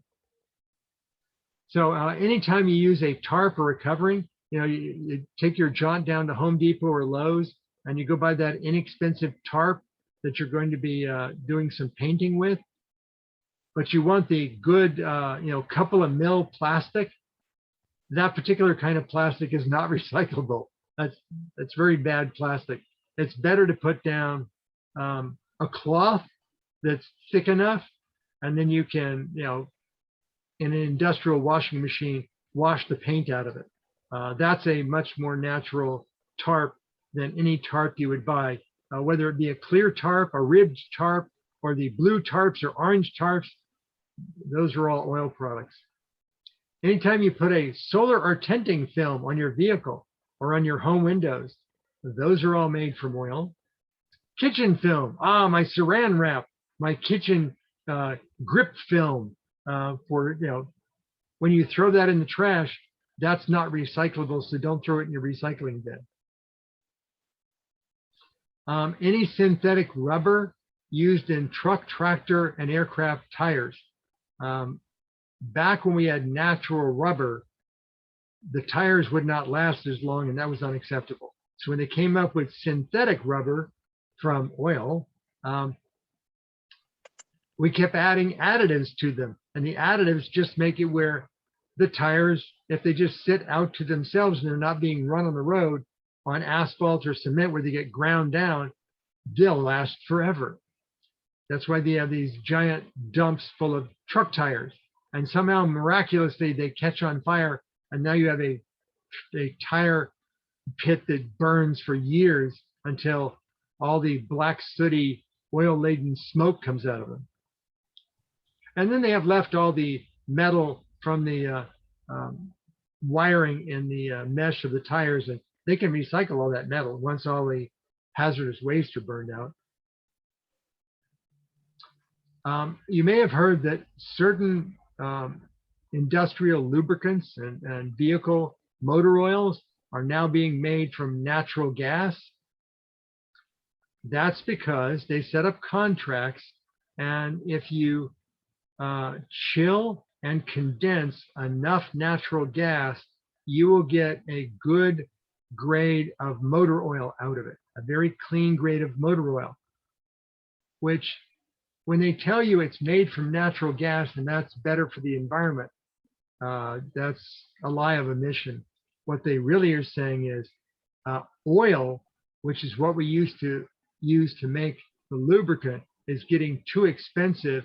And some guys came up with this process that we can use cheaper natural gas to produce the oil, and we have less byproducts to filter out of it. So, Pennzoil, when they talk about it's being made from better for the environment, natural gas, Compared to petrol, yeah. Compared to making it out of crude, yes, it's better for the environment. However, it still needs natural gas, and there are still byproducts from it being an oil product. Even simple things like crayons. Crayons haven't been made from natural products in a long time. They're literally waxes made from oil. And when you ever see these old style black wax grease pencils that they use for writing on charts and stuff, I think until electronic displays were waterproof, divers, scuba divers, they used to have these white plastic slates, and they would take a black grease pencil and they would write communications on the grease pencil and show it to the other divers. More exacting than hand signals, but their grease pencils were made from oil. Any kinds of sealants and caulks, except for certain silicones, they're all made from oil. When you talk about, I'm going to get that new sealant for my roof, and it's white and it's got little flecks of mica in it, and it reduces my energy bills, and it's good for 20 years. How do you think it's good for 20 years? Well, that's because it's made from oil products that don't degrade in the presence of UV light. Or anything that's sound deadening. If you're putting a foam caulk or a foam sealant in for sound deadening, all those urethane foams come from oil. So what about alternatives? Now, obviously, we can power motors from electricity instead of using gasoline or diesel. That's kind of a no-brainer. Yes, switch to EVs that are, powered by stored energy and batteries. It would be recommended that your electricity comes from a good source too, instead of a coal-fired power plant. But look out for those nitrogen oxides when you start burning hydrogen, and make sure that the hydrogen doesn't come from oil sludge catalytic response or from electrolytic separation of natural gas. You want green hydrogen, not blue hydrogen or gray hydrogen. Now, you may have seen attempts at making biodegradable plastics from plants, water bottles and drinking straws. Those were only the test cases. Those were so that the plastic industries, when they suddenly realized the oil and natural gas are getting too expensive, how are we going to continue to stay in business? We need to make our plastics, and we can make our plastics from cellulose. So when you go out and you get that water bottle that's made from corn, well, it's not 100% corn. When you get your drinking straw, in order for the drinking straw to hold up, the straw itself is made from cellulose. But if your straw doesn't last for the entire duration of your big gulp, that's a good straw. But if your straw lasts for the entire duration of your big gulp, that's a wax-coated straw. And the wax made from oil. So the straw itself is good. The wax coating on the straw is not. I'm sorry, but cosmetics use glycerin and mineral oil that comes from oil. I don't know what you're going to use as an alternate there. Just, try and convince everyone to stop using oil and natural gas for vehicles and combustion for heating, and then you'll have more glycerin and mineral oil left for cosmetics until we can come up with good alternatives. And we need to find a way to use vegetable materials and vegetable oils to come up with our alternative feedstocks for all those downstream products. And until we do, we're going to need the oil and natural gas to create the feedstocks. So I bet you thought all these corporations were out there creating these good for the planet things because they were just trying to be good for the planet and nice for you. No, they were doing it because they realized that their future oil and natural gas streams are going to be drying up in a few decades. And therefore, in order to keep their products revenue going, they're going to need alternatives for their long game. So as I mentioned, we don't have alternatives for certain things like the denser and more durable plastics like the polycarbonates. And there's a lot of things that are polycarbonate besides just bulletproof stuff. Polycarbonates, all of the military aircraft, they don't use glass cockpit windows. They use polycarbonate cockpit windows. So you're going to need these things. The heavier lubricants and greases that we need for machinery, synthetic oil made from natural gas is lightweight oil. For really heavy machinery, you need really thick lubricants, greases, and such. And we don't have alternatives for those yet. Certain naphthas that we use in downstream chemical processes for things like agriculture, for fertilizers and pesticides, we don't have replacements for those yet. So we're going to need. There is a lot of material that we use in hospitals, the plastic bags that hold medicines. Oh, yeah. They need to be very inert. So the plastic is a special one that will not interact with the medicine inside of those plastics. So those, there is no natural material can substitute. So that is one of the areas that we still need to use petrol to do those kind of plastics because they are special, and also if they are not origined in live things like cellulose or other chemicals taken from mushrooms and other stuff that can be produced special plastics. Those will not have the one coming from oil will not have prions, and prions are almost alive molecules that can kill people. That's the one that causes the crazy cow disease. So we need to be very careful with saving those light materials coming from oil, the ones that they make special plastics for use in the plastics in hospitals, and also are used for some special medicines and stuff that you use to close, suturing or operations. So that's very important for us to be saving all these, special plastics coming from petrol. So can you think of a sudden, unexpected consumption of plastics, and the plastics had to be, as chemically inert as possible because they were used in healthcare? Millions of occurrences of it, tens of millions, hundreds of millions around the planet. Masks? Syringes? You're close. You're close. You got that vaccination shot. What did you get that vaccination shot with? A syringe. Range, yeah. Those syringes are made from these industrial inert plastics. And they all went where? They're not All the recyclable. plastics, all the plastics are related to infusions because you're putting Yeah. directly in your bloodstream. Yeah. Those are very important too. Yes. So all of those vaccinations worldwide were made using syringes that should not be reusable and are not recyclable. They have to, they're considered biohazard. That's why they go in the reddish orange looking box and you drop them in, needle and all. They have to be The inert- post-processed. yeah. The inert plastic caps from the vials. Yes, that too. The vials themselves are glass because that's inert. And those are actually recyclable. So, when you get your batch of your Pfizer vaccine and you give them all out, you have to return those glass vials back to Pfizer. And they get sterilized by the company that produces them, that produces the glass. Autoglove. Corning? Corning, Dow Corning, yeah. Oh, now it's just Corning. But Corning gets those back and reprocesses those and puts more vaccine in them. But the syringes themselves, no.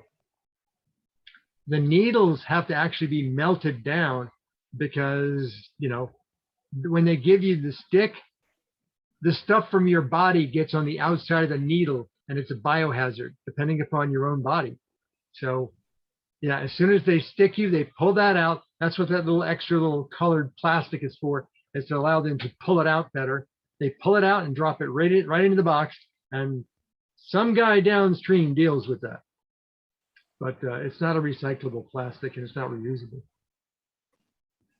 So now that you better understand all these critical products in our daily lives that are based in oil and natural gas, and the things that we don't have alternatives for, and the waste that come as a result of us consuming the oil and natural gas, let's, instead of saying we've got to stop using oil and natural gas immediately, that would not be good. We've got to convert certain things over immediately. We don't have alternatives. But for the things for which we do have alternatives, we should just flash cut those as fast as we possibly can. So what if we did nothing? What if we just stuck our head in the sand and said, somehow somebody will come along that will solve this problem for us? There's too many problems to solve. There will not be one solution unless you're going to suddenly make artificial oil and artificial natural gas from something. The complex carbon chemistry says no. It's going to cost you more to make it than you can charge to get it.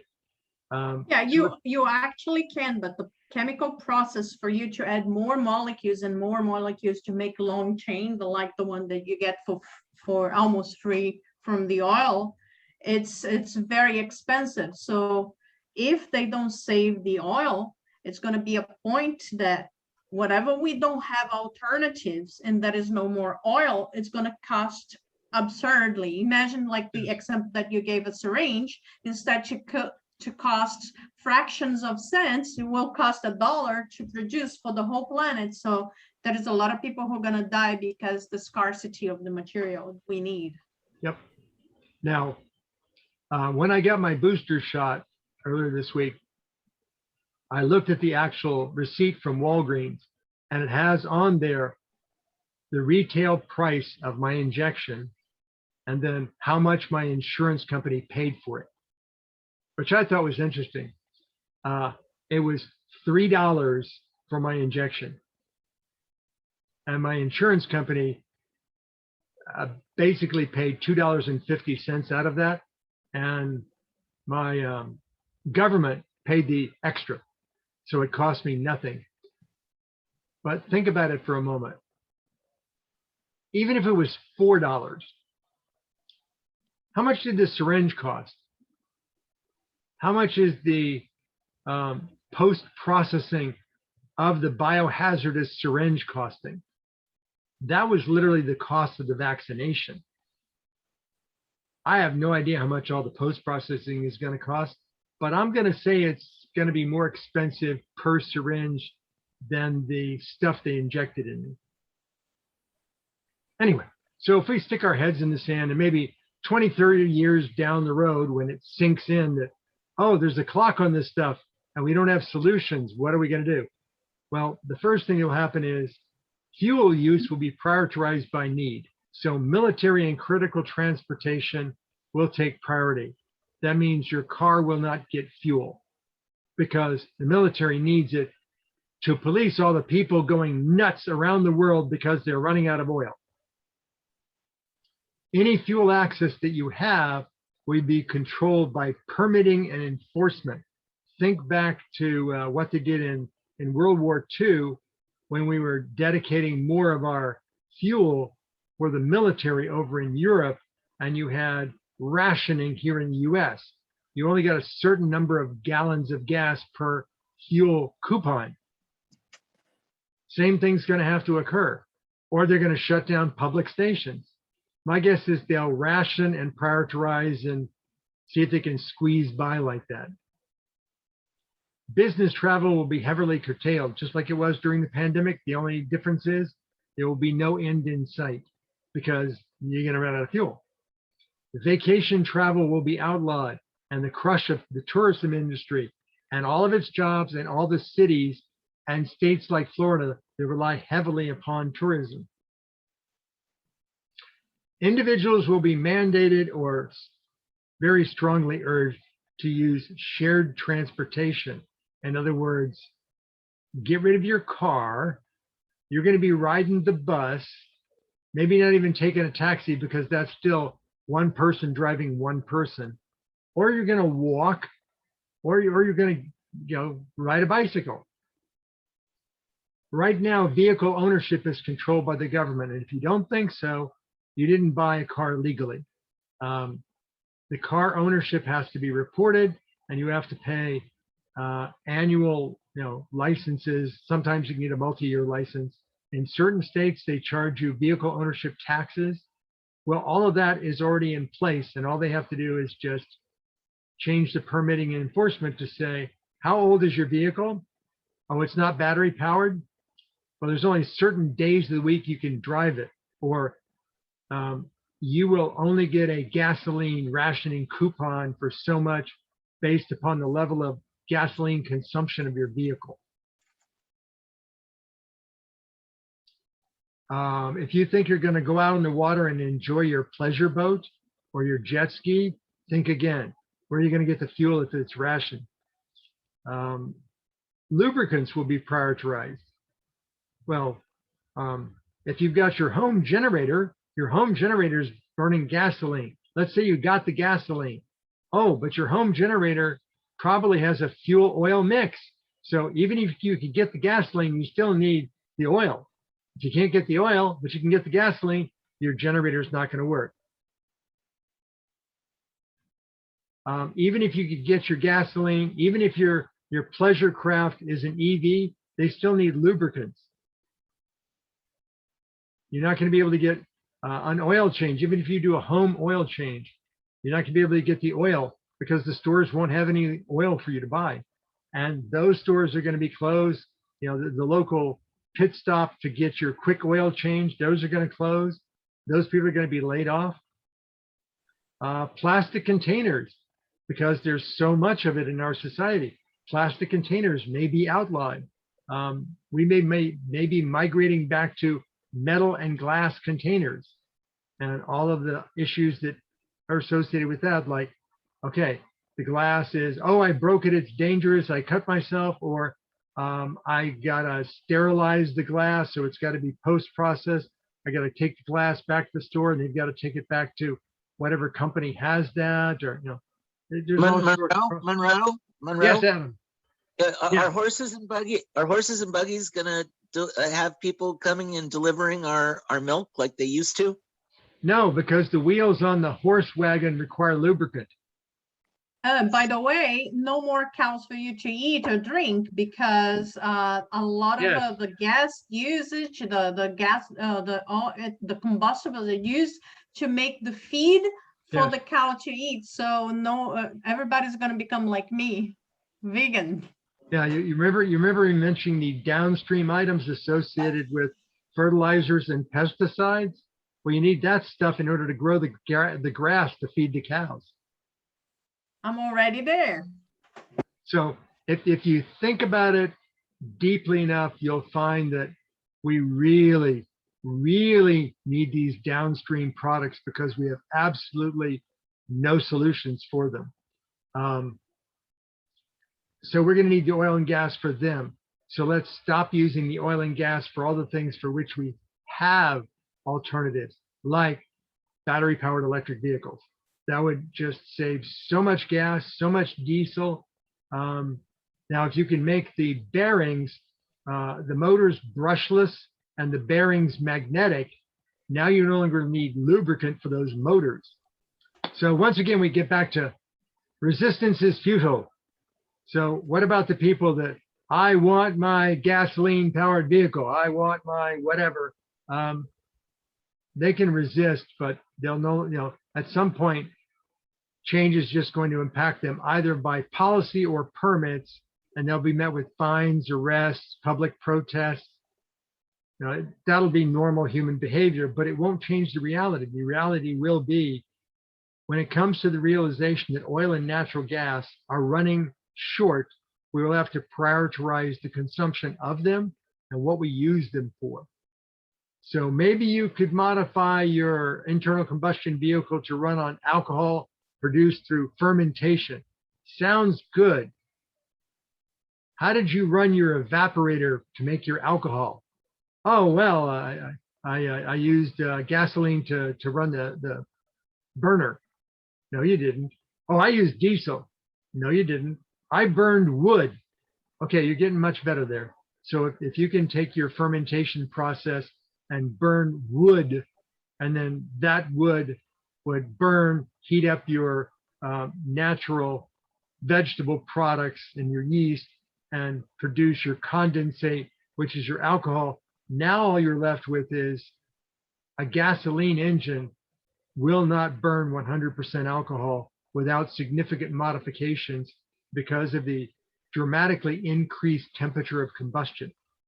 And if you doubt that, go look at the gas pump next time, and it says, for use as a motor fuel contains not more than 15% ethanol. Because if it had 20% ethanol,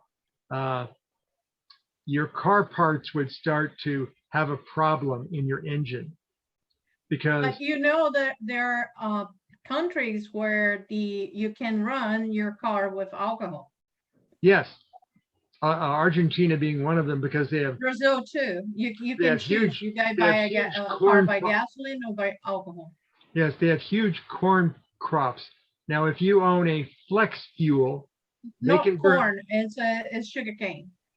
Okay, well, in Brazil it's sugarcane, in Argentina it's corn.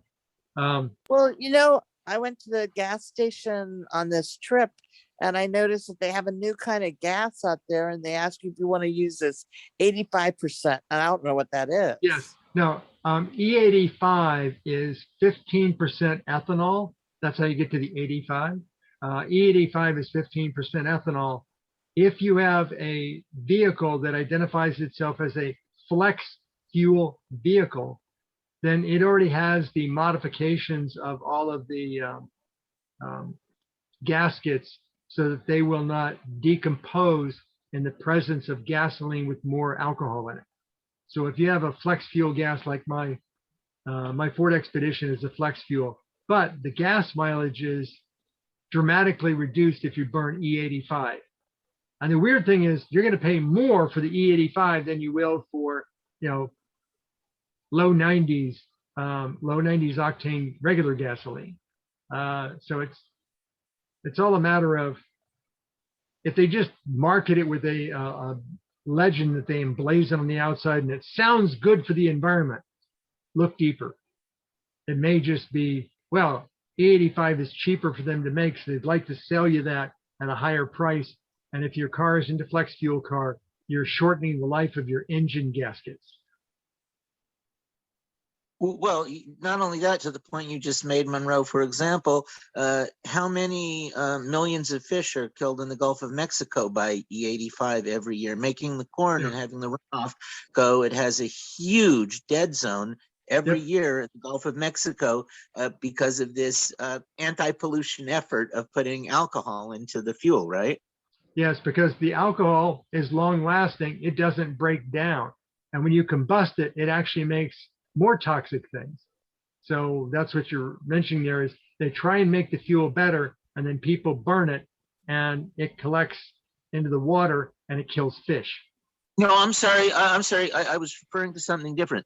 By growing more corn for to make the ethanol, they dump more fertilizer into the river system, and it's the fertilizer that flows all the way from Iowa and gets contributed in every state on the way, Missouri, right down to Louisiana.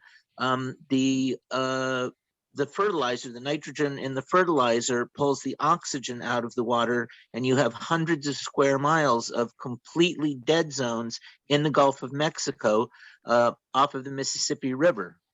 That's correct. That's a different source. That's actually the oil chemistry used to produce the pesticides has nitrogen compounds in it. And you're right, it's not a couple of farmers doing it. It's all the collection of them and all the rain runoff that combines into the Mississippi River and makes it all the way down to the Gulf of Mexico as highly concentrated. And here in Florida, it's exactly what you said, that they sell it as an environmental measure, but in fact, it's horrible for the environment. I think most people are completely unaware that you can go fishing in the Gulf of Mexico and you can go for a few hundred miles and there are no fish. It's completely dead for a few seasons every year. And furthermore, of course, there are even ways that they could mitigate that in Iowa, but that would mean they would have to conserve the amount of fertilizer they were using. So they don't do that. They want to keep the corn doesn't like to have wet feet, they say. They want it drained out. So they put like tile gullies all over the cornfield to get that fertilizer out and into the river as quickly as they can, instead of, dripping it or conserving it and stuff. And even that's a huge problem because we're running out of phosphate, right? Yes. Well, in the state of Florida, out in the Everglades, if you want to build a parking lot, and they want to build parking lots along I-75 at their new rest areas, if you take a close look at the parking lots can be asphalt or cement, and it doesn't matter.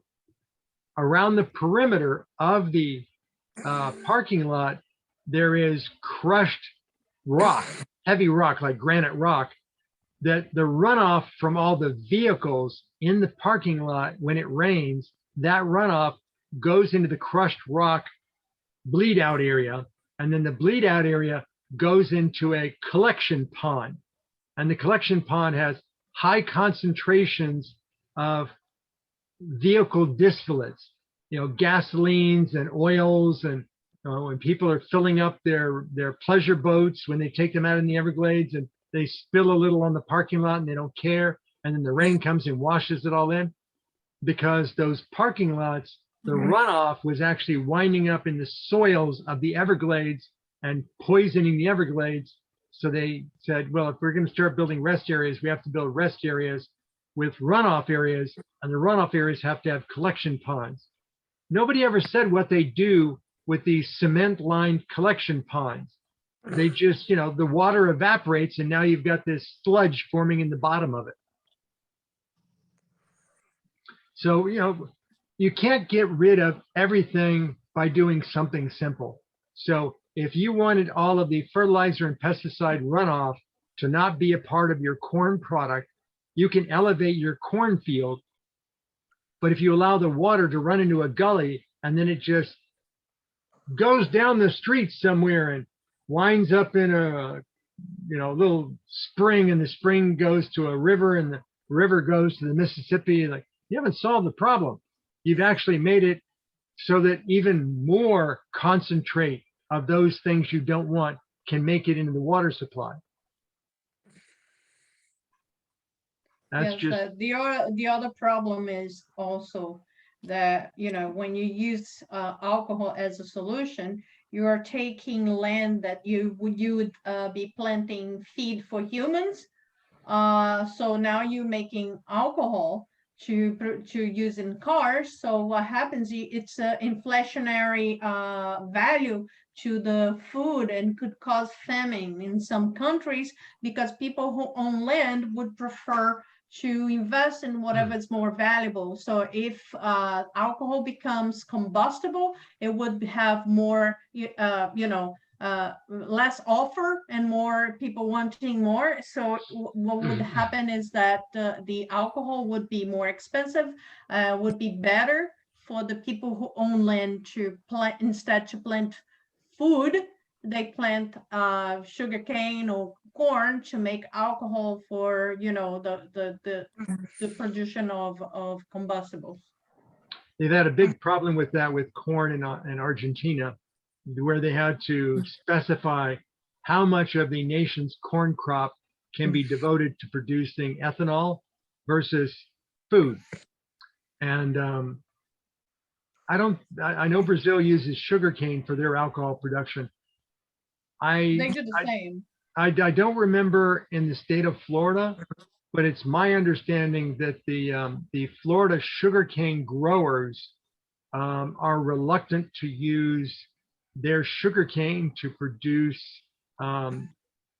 alcohol for gas, because apparently the companies that own the sugarcane also own oil wells, and they would rather you pay them for the oil and natural gas from their wells, because they get more money out of the sugar and the sugar products that they create for the food industries. So which are subsidized. Yes, indeed. So it's the same product, but which way do you make more money out of it? Exactly. Yeah. So can I ask a question? Sure. Monroe, I don't understand the conclusion you're reaching that we're going to gradually run out of oil, or maybe I don't understand it. And then there'll be laws put in place, and then people will regulate it so it will be allocated more reasonably, because we're not doing it now. We already have, for example, there's some of national and international laws that has existed for a few hundred years, but when Japan ran out of natural resources like oil, but found themselves with a big military, they just invaded every other country and pretty well took them all over, and nearly got to Australia as well. That's exactly what Germany did when they didn't have enough oil as well. That essentially World War II was a resource war. And when you read all about the horrible atrocities that happened, they were very largely happened because they wanted to get natural resources to help their national interest. Right now, there's another big country in Asia that has a strong military but has very little oil.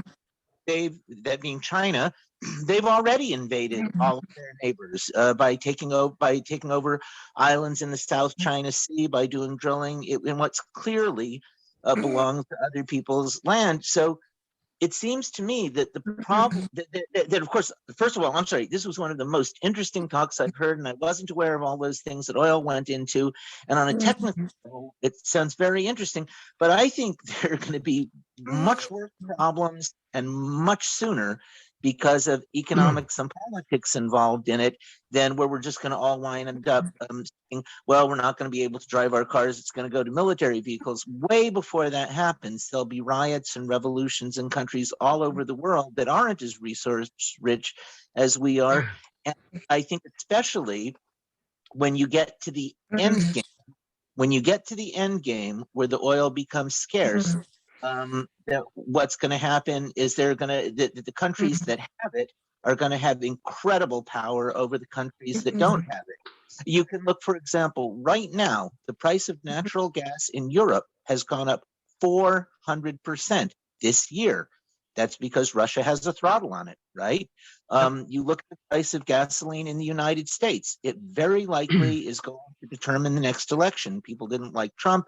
He lost by some. It looked quite good for Biden, but with high oil prices that to some extent have raised inflation for all the products around the country, and to another extent has been used for an excuse to raise the price of other products around the country. He's very unpopular. So why would the Saudis do anything except they like Trump? They don't like Biden. Why would they do anything except throttle oil, which is what they're doing, right?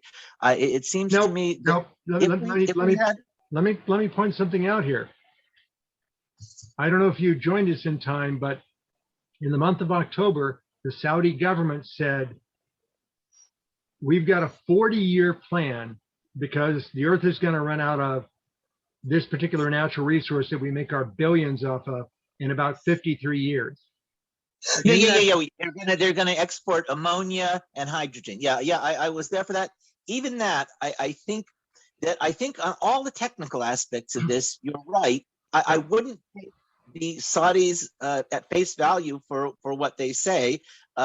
It seems to me that every player is doing. See, when we get down to brass tacks and we talk about what's really happening, and you say, well, these companies, in some places, they want to farm corn, right? Essentially, a lot of corn isn't even edible, right? They grow corn that you can't even eat, used for industrial feedstocks. Yep.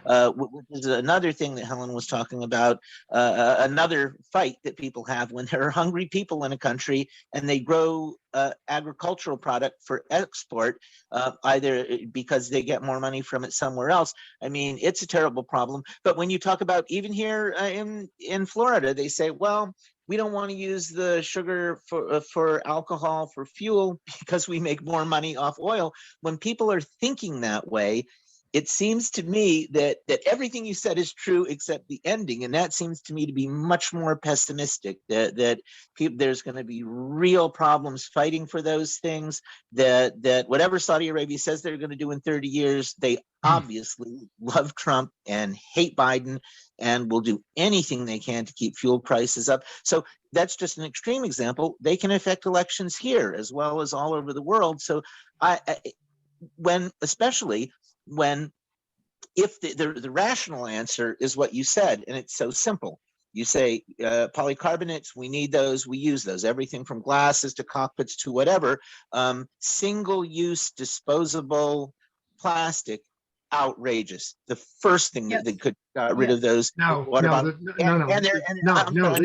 very first thing you want to stop doing is consuming gasoline and diesel for transportation, heating. That's the first thing you can do, because there are already alternatives at the industrial scale for that. That is the cheapest, quickest thing to do. No, the cheapest, quickest is to outlaw the single. I'm not saying that's not a good thing, but the cheapest, quickest thing that can be done is to say we're not selling single containers for water anymore. Get a you can't do that on a planet level, because you don't control all the governments.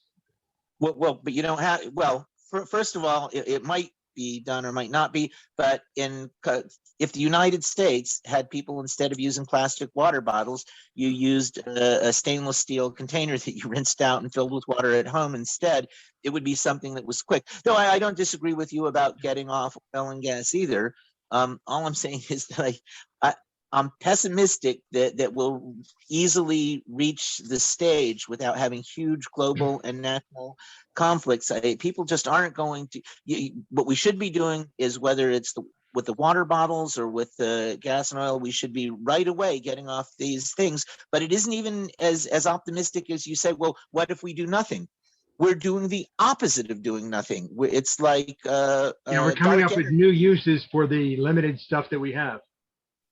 And we're making, and the oil companies are making up new lies about it. You can't go on the internet or TV without seeing these great stories about recycling plastics and the new way that plastics are going to be recycled. And you say, oh, where did that come from? That came from that paper, and that referred to that paper, and that referred to something that was written by Exxon. And then only 8% of the plastic is actually recycled in reality. That's right. Less than 10% of the plastic is recycled, and it ain't going to change by what they're saying.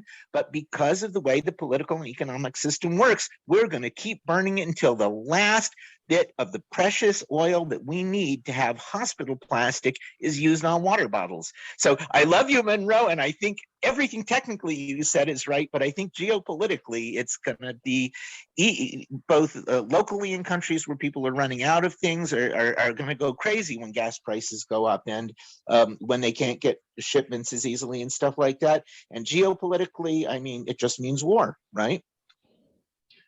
I think short term, you have a point. I think that in the 40-year plan that Saudi Arabia announced, there's less traction there. Because first of all, neither of those candidates for president of the US are going to be alive in 40 years. For sure. Yes. So the Saudi family will still be running the government because the current leader is young enough that he could be around in 40 years. So who is the current president of the US is pretty much an inning of a ball game to them. It's not long term. No, Monroe, in Saudi Arabia, if Biden remains as president and the Democrats win again, it's quite likely that the leader of the Saudi monarchy, MBS, will somehow be assassinated or deposed. Because he's a ruthless murdering dictator, and he was only supported by Donald Trump. As it turns out, we know now, he only supported him when Khashoggi was killed because it changed the subject from his daughter getting licenses in China or something like that. It's a huge difference of what can happen. Yeah, and we've had what, 10 months now of the Biden administration, and he owns control over NSA, CIA, and the Crown Prince of Saudi Arabia is still alive and well. So don't expect a lot of change. So far. Yeah, I think Greta's got a point. Greta's point is, I hear a lot of talk, I don't see a lot of action. And I think that is how political systems work. But let's not get into that. I like to put my 2 cents in. Yeah. One thing that I haven't heard you mention much is wind power. And at one time, there was a move for putting windmills up, on houses, not big ones, but enough to generate some electricity and even sell it back to FPL. And that got blocked supposedly as a hurricane. Well, actually, 2 things happened. One is the local building codes believed them to be a hurricane risk. The second thing is the state of Florida Public Service Commission included wind-based power generation in their dual metering requirements. So the cost became prohibitive. The price of photovoltaic panels went way down, and you can produce a lot more electricity than you can with a modest windmill generator. Look at the large scale producers of electricity. Yeah. They all put in these giant windmill farms, and all the newest ones are not. They're all photovoltaic.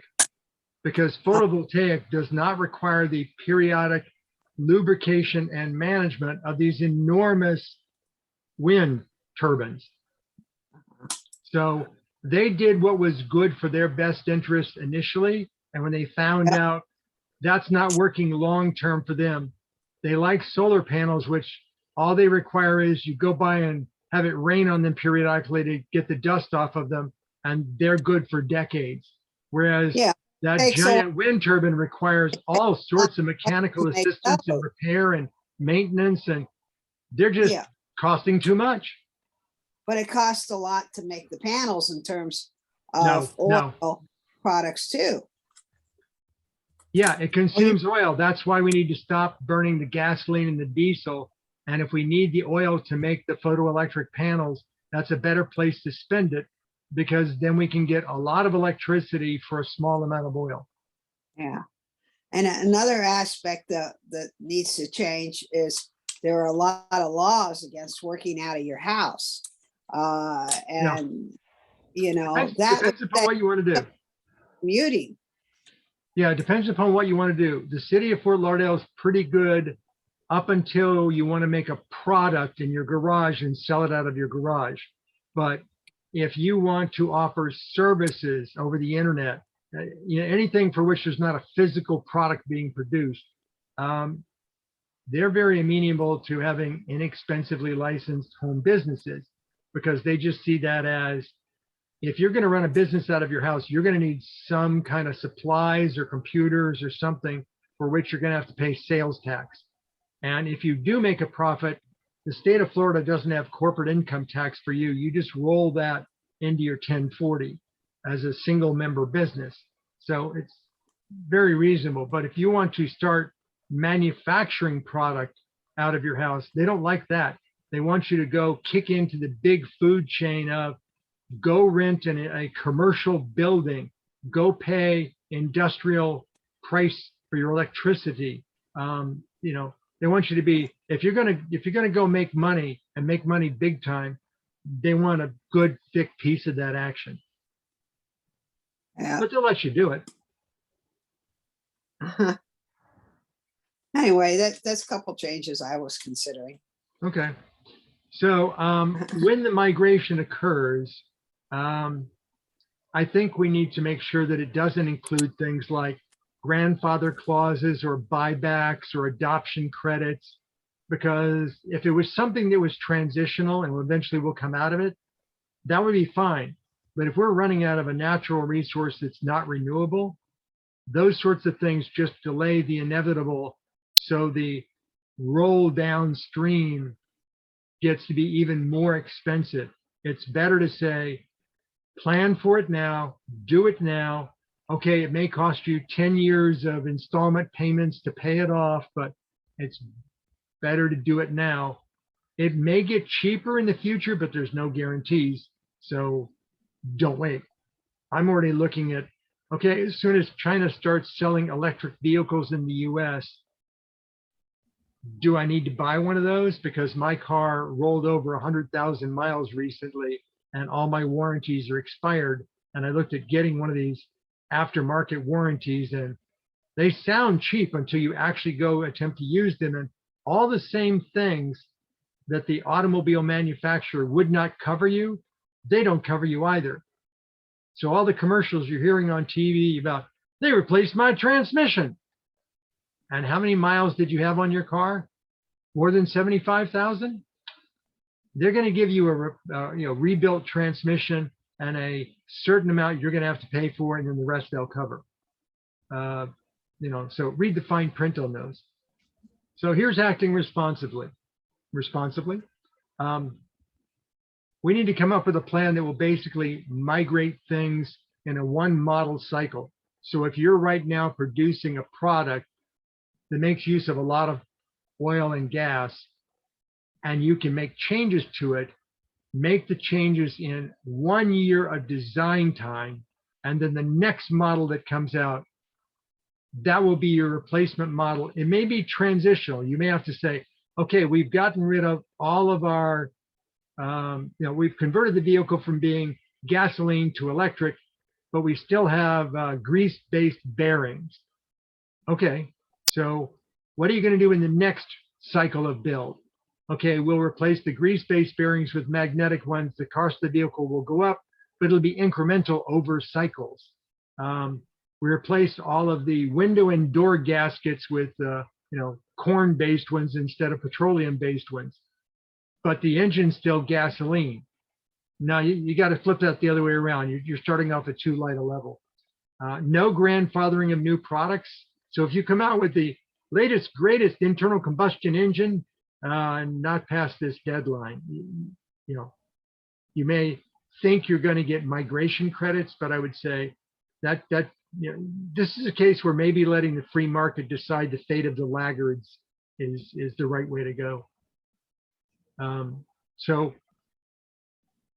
try and move away from any motor that requires lubricants to something that's inductive, meaning brushless, and uses fully magnetic bearings. I was reading up on the difference between a radial motor and an axial motor, and the design is a little more complicated, but an axial motor can actually be more efficient than a radial motor. They just cost a little more. So if you want to say, well, 10 years from now, what will be the motors in electric motor vehicles?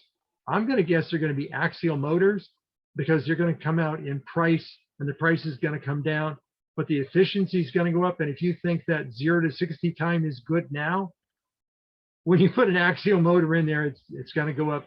How can you get less than 2 seconds? I don't get that. But an axial motor is more efficient than a radial motor. Heavy industry may have to use superconducting bearings. So if you're building the next naval submarine, maybe you're going to consider using superconducting bearings instead of grease-based bearings. Migration is going to have to occur to get rid of those things.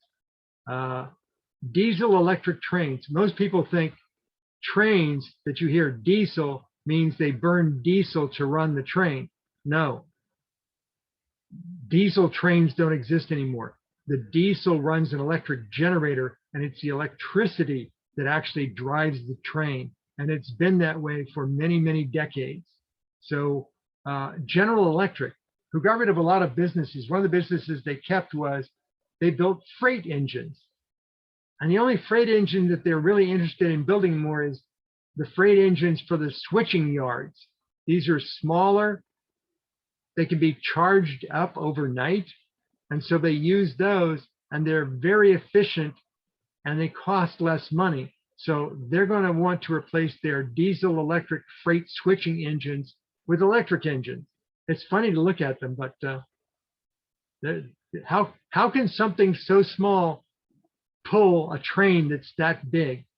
Electricity, my friend, and that's with a radial motor. Imagine an axial motor. It doesn't matter whether you're going to do battery swapping or inductive charging, or you're going to find a lot of stations where you can do super recharging, but batteries are going to get better. I heard that Tesla is going to be tripling the number of stations at their charging stations in the next 3 years. So they're the biggest now, and they're going to be charging any brand of vehicle that can bring an adapter. So, and convert everything over to electric, down to your lawnmower and your blowers and your weed cutters. And if you go into Home Depot right now, there's electric alternatives for all those things. At some point, city governments are going to say, we're tired of those lawnmowers waking us up at 8 o'clock in the morning to mow your lawn. Anybody that wants their landscaper's license renewed is going to have to switch over to electric or get fined. Transition all those packages from plastic to glass. Yes, yes. I do like this company called Grove that is going to be converting your household chemicals from plastic bottles to glass. And they sell you a big glass bottle with a sprayer on top. The sprayer is made entirely out of plastic, except for one metal spring. The refill bottle is a small glass bottle, and then you fill up the original bottle with a certain amount of water, and then you take the little glass bottle and you use that to mix it up. I can see cleaning services going to that because that's a more cost-effective model, and they're already doing that to a certain extent. You know, when you see them buying a gallon jug of some cleaner, you think they use that gallon jug straight? No, no, no, no, no, no. There's 25 to 50% water cut on that, and that's what they actually use because it still cleans good enough. It's already happening a lot. If Yeah. you follow the people who go zero waste, Yep. that they use everything, like they buy in bulk, or they bring their own plastics or their own glass to fill it up.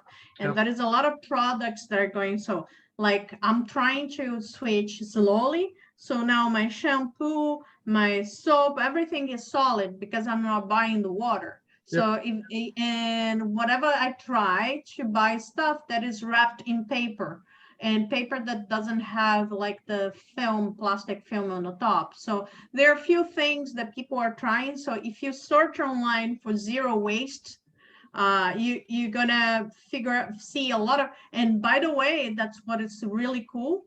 Everybody about maybe 20 to 30 years old, they're all going like, they don't even know how to drive anymore because they're using Uber or public transportation or electrical stuff. They are switching everything in their house for stuff that's biodegradable. They are buying bulk. They are looking for, so I was looking for a zero waste store in Fort Lauderdale. The only one that I could find in Florida is one in Miami, two in Miami. And most of the ones there in Orlando, none in Fort Lauderdale. The concept of the more things change, the more they stay the same. I'm a child that grew up in the 1950s. I can remember the milkman coming to the house and delivering glass containers of milk. And I can remember carrying Coca-Cola bottles that were made out of glass. You know, gallon milk jugs in glass. You go buy those at the store. So we're going from glass to plastic back to glass. If you think about laundry detergents, you used to buy ivory soap as a solid block, and you would use that for cleaning and scrubbing. And then it became detergent powders in wax coated boxes, cardboard boxes. And then it went to plastic jugs full of liquid. And then it became plastic jugs full of concentrated liquid. You know what the joke there is? People used the plastic jugs, which were roughly the same size, a little bit smaller, and they claimed concentrated. They used them at the same level to clean their clothes. So if it said you only need a quarter cup, and they were used to putting a half cup or a full cup in, they would still fill it up. If the washing machine had a marker in it that said maximum, regardless of the strength of the detergent, they'd always fill it to maximum because they want their clothes clean. But there are the new ones that it's like a sheet of paper that you put in water and dissolves. So there are few brands that sell solid little sheets of paper, solid blocks that you can buy, and they come in a cardboard. So that is, everything is biodegradable, but you cannot put on a compost because it could be toxic. So it depends. Some of them are, some of them are not. Follow the industrial washers. Yes. So what kind of detergent does an industrial washing machine use? None. Powder. None. None? They use none. They produce an ionic field in the water, and they sterilize the clothes. And they also add an ultraviolet light to destroy any bacteria in the solution. So when you go to your hotel, if you look at their washing machines, there's no detergent because detergent costs money. They would much rather buy a fancier washing machine that produced an ionic charge that was the cleaning agent, and they used an ultraviolet light to sterilize the liquid. And that's how your towels get clean, how your bed linens get clean. So, because I used to work adjacent to the hotel industry. And if there was a consumable they could get rid of, they would find a way to build a machine that didn't require the consumable. Cost of doing business. And as we get down further, I said, why do we still have windows in buildings? If we can now have cameras on the outside and big screen TVs on the inside, that's your window. That gets rid of a lot of stuff because the TV is reusable for other purposes, like watching shows. And then you could just flip to a different input and see what's going on outside. That removes the polycarbonate and plastic liners of the storm windows, gets rid of the plastic frames, the screens. Screens, unless you're buying specifically, screens haven't been metal for a while. They're plastic. It reduces. And everyone could live in the Rocky Mountains. Yeah. Or in Or Hawaii. on the beach or on a moon. Yeah. Well, the Rocky Mountains get snow, and therefore you'll need fuel to heat your snow. No, he's saying like you put the picture. Oh yeah, you can transition whatever image you want. Although I like last week's discussion, interdimensional transportation. Not only can you get a picture of some lovely vista, you can also get the sounds and the sense of it. But in the meantime, I'll just take the picture of it. I'm half interested in calling a building contractor and saying, I don't want you to replace my old windows with new storm windows. I want you to take out my windows, block up the opening, and then I want you to put a fake window frame on the outside of the building so that my neighbors don't go thinking I'm wacky. And then I will install cameras on the outside of the building, and I'll just be able to switch what view do I want, because I already have that ability. I have an 8-camera network video recorder, and I can tap in from any computer or TV in my house to whichever direction I want to look, including some directions that don't have windows. And I can get that on my mobile phone from anywhere on the planet. So a dorm building in California is being built without windows. yeah, Not putting the TVs in there, I don't think, but to encourage the students to spend more time with each other instead of being in their rooms. yeah. There are office buildings in Japan that don't have windows and they use natural light. But what they have on the roof is giant concentration lenses pointing into fiber optic cable trunks, and they direct the fiber optic cable into overhead dispersion lenses in rooms. So as long as there's sunlight outside, you have the room is lit up. So you don't need a window because these people aren't working at night. So they don't even bother putting in lighting in the place. I don't know what you do when you have a cloudy day though. I like to say this, having taught in classrooms without windows, that's really great until the AC goes out. Yeah. Yeah. And then you die. Well, I grew up in Florida in the 50s and early 60s, and until I went to Stranahan High School, none of my classrooms had air conditioning. None of them. And there were only some of the newer portables that had air conditioning. And we actually did a, selling things to make money to put in the HVAC AC to our auditorium, because the auditorium was built with no air conditioning. Right. Every place, this is the climate change in my lifetime. Every one of those classrooms and the auditorium all had heat. None of them had air conditioning. Nowadays, all of them have air conditioning and you rarely use the heat. Right. Imagine Yeah. that. Yeah, when it got too cold, the air conditioning, especially in the portables, just locked up and shut down. So we've actually had snow days just because the temperature was cold. Mm-hmm. And they made us teachers come sit in the gym and freeze to death, and the kids stayed home. Yeah, I can remember before they had the reverse cycle air conditioning units. And when your air conditioning unit was on in the wintertime, it would just freeze up and you had to like Right. wait for it to chill down and wait for it to heat up, or you would like spray hot water on the coils. And I remember all that nonsense. And nowadays you have reverse cycle and it doesn't do that anymore. Yeah. As long as the school system pays for them to be maintained and replaced and whatever, but they don't. Not always, Yeah, they don't. Uh, The air especially in conditioning, the the air conditioning at Deerfield Beach, they had that a sales tax that people voted on. And one of the things was going to be replace the air conditioning from the original air conditioning at Deerfield Beach. And we could not, as far as I know, it still hasn't been done. But one of the big problems was they just didn't make the thermostats for that particular air conditioning anymore. So it was either all on or all off. And custodians, would forget to go turn it on or off every half hour.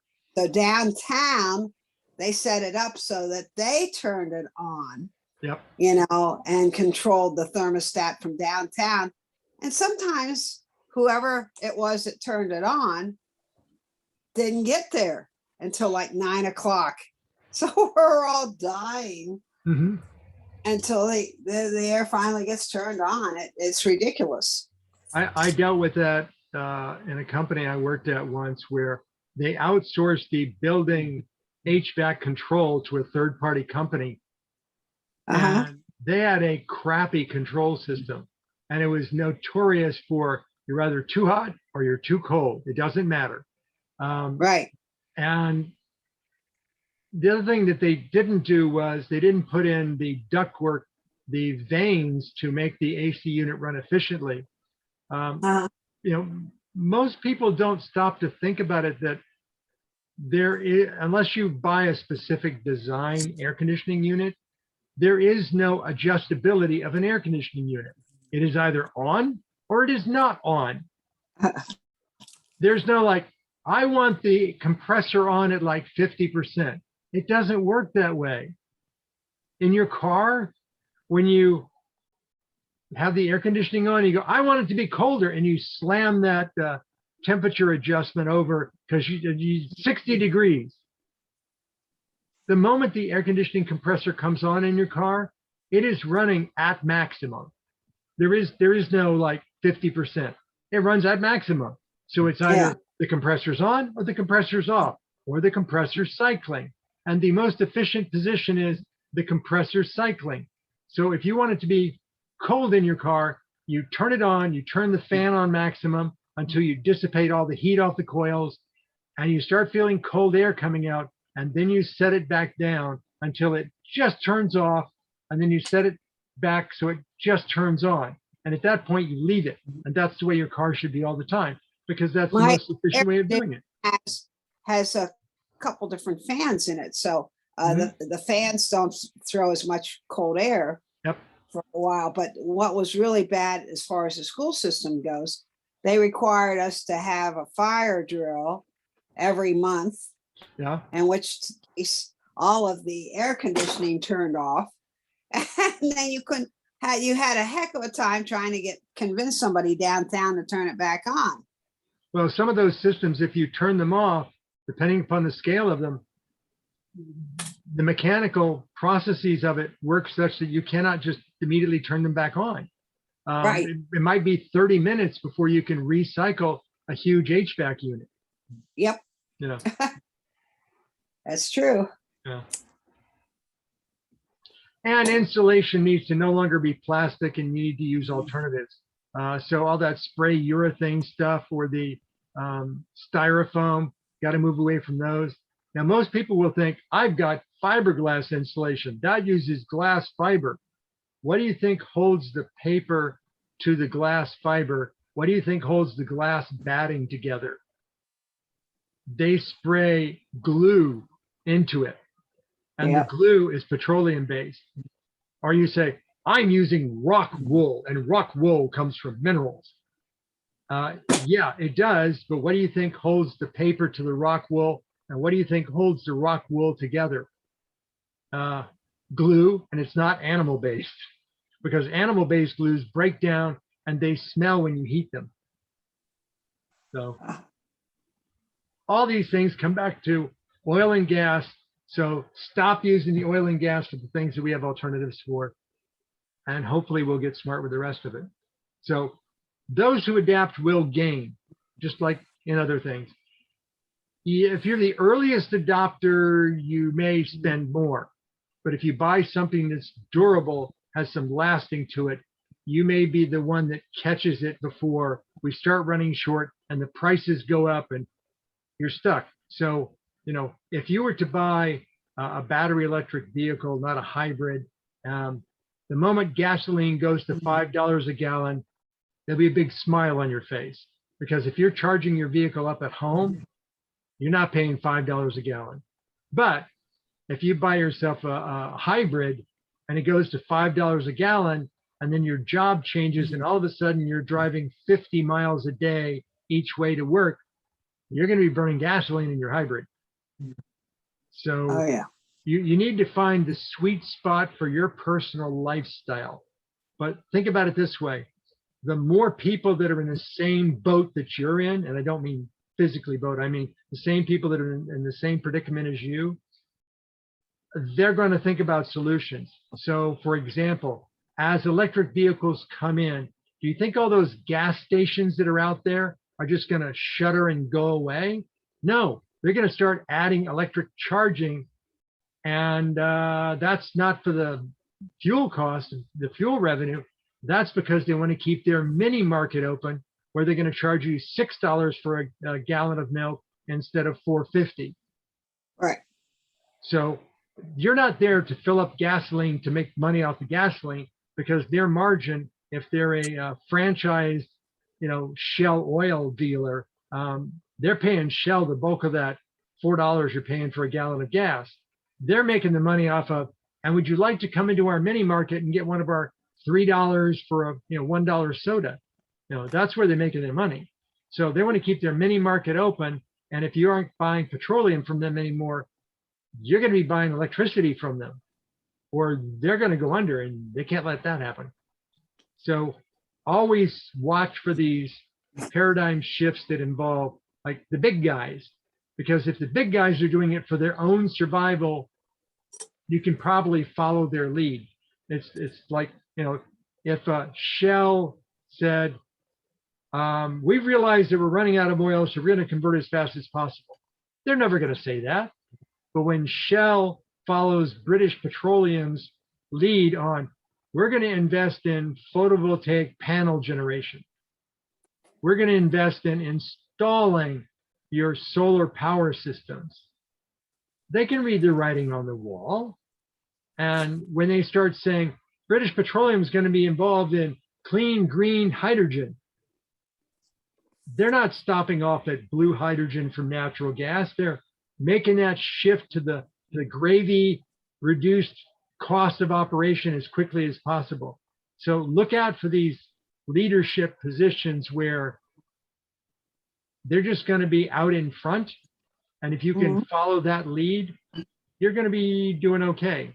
If you are hesitant or resistant and you just don't think it's going to happen, look more into it and you're going to find out, oh, it's going to happen. Maybe later than I think, but if it happens sooner than I think, I'm in good position. So that's what you're. So here we go. Here's the conclusion slide. So oil and natural gas is a fixed non-renewable source. They're used in the creation of a variety of critical products, not just fuels. You can use other things to make cars go. Hydrogen sounds good, but make sure that your nitrous oxide emissions are controlled. You may still need hydrogen for high temperature industrial processes, but there's a whole lot of things that we currently have no alternatives for. So let's save it for that stuff. Stop consuming the fixed stuff for the stuff we do have alternatives for. Get things converted, work on alternatives, and make the transition. Don't be a fighter of the transition. as last week I said, maybe there's a new factor we need to add to the Drake equation. In addition to, you came up with technology, you came up with understanding of fission and fusion, and then you blew yourself up. Well, that's in the Drake equation. How about this one? You created technology that was reliant upon fossil fuels or limited supply, non-renewable resources. And then you didn't learn that they're going to run out. And then everything went to hell, and then you wound up using your nukes because you needed to control that last drop of oil. Maybe that ought to be a factor in the Drake equation. Exhaustion of natural resources resulting in bad things. So how bad can bad get? About as bad as you can imagine. Will it get that bad? I hope not. So things run out.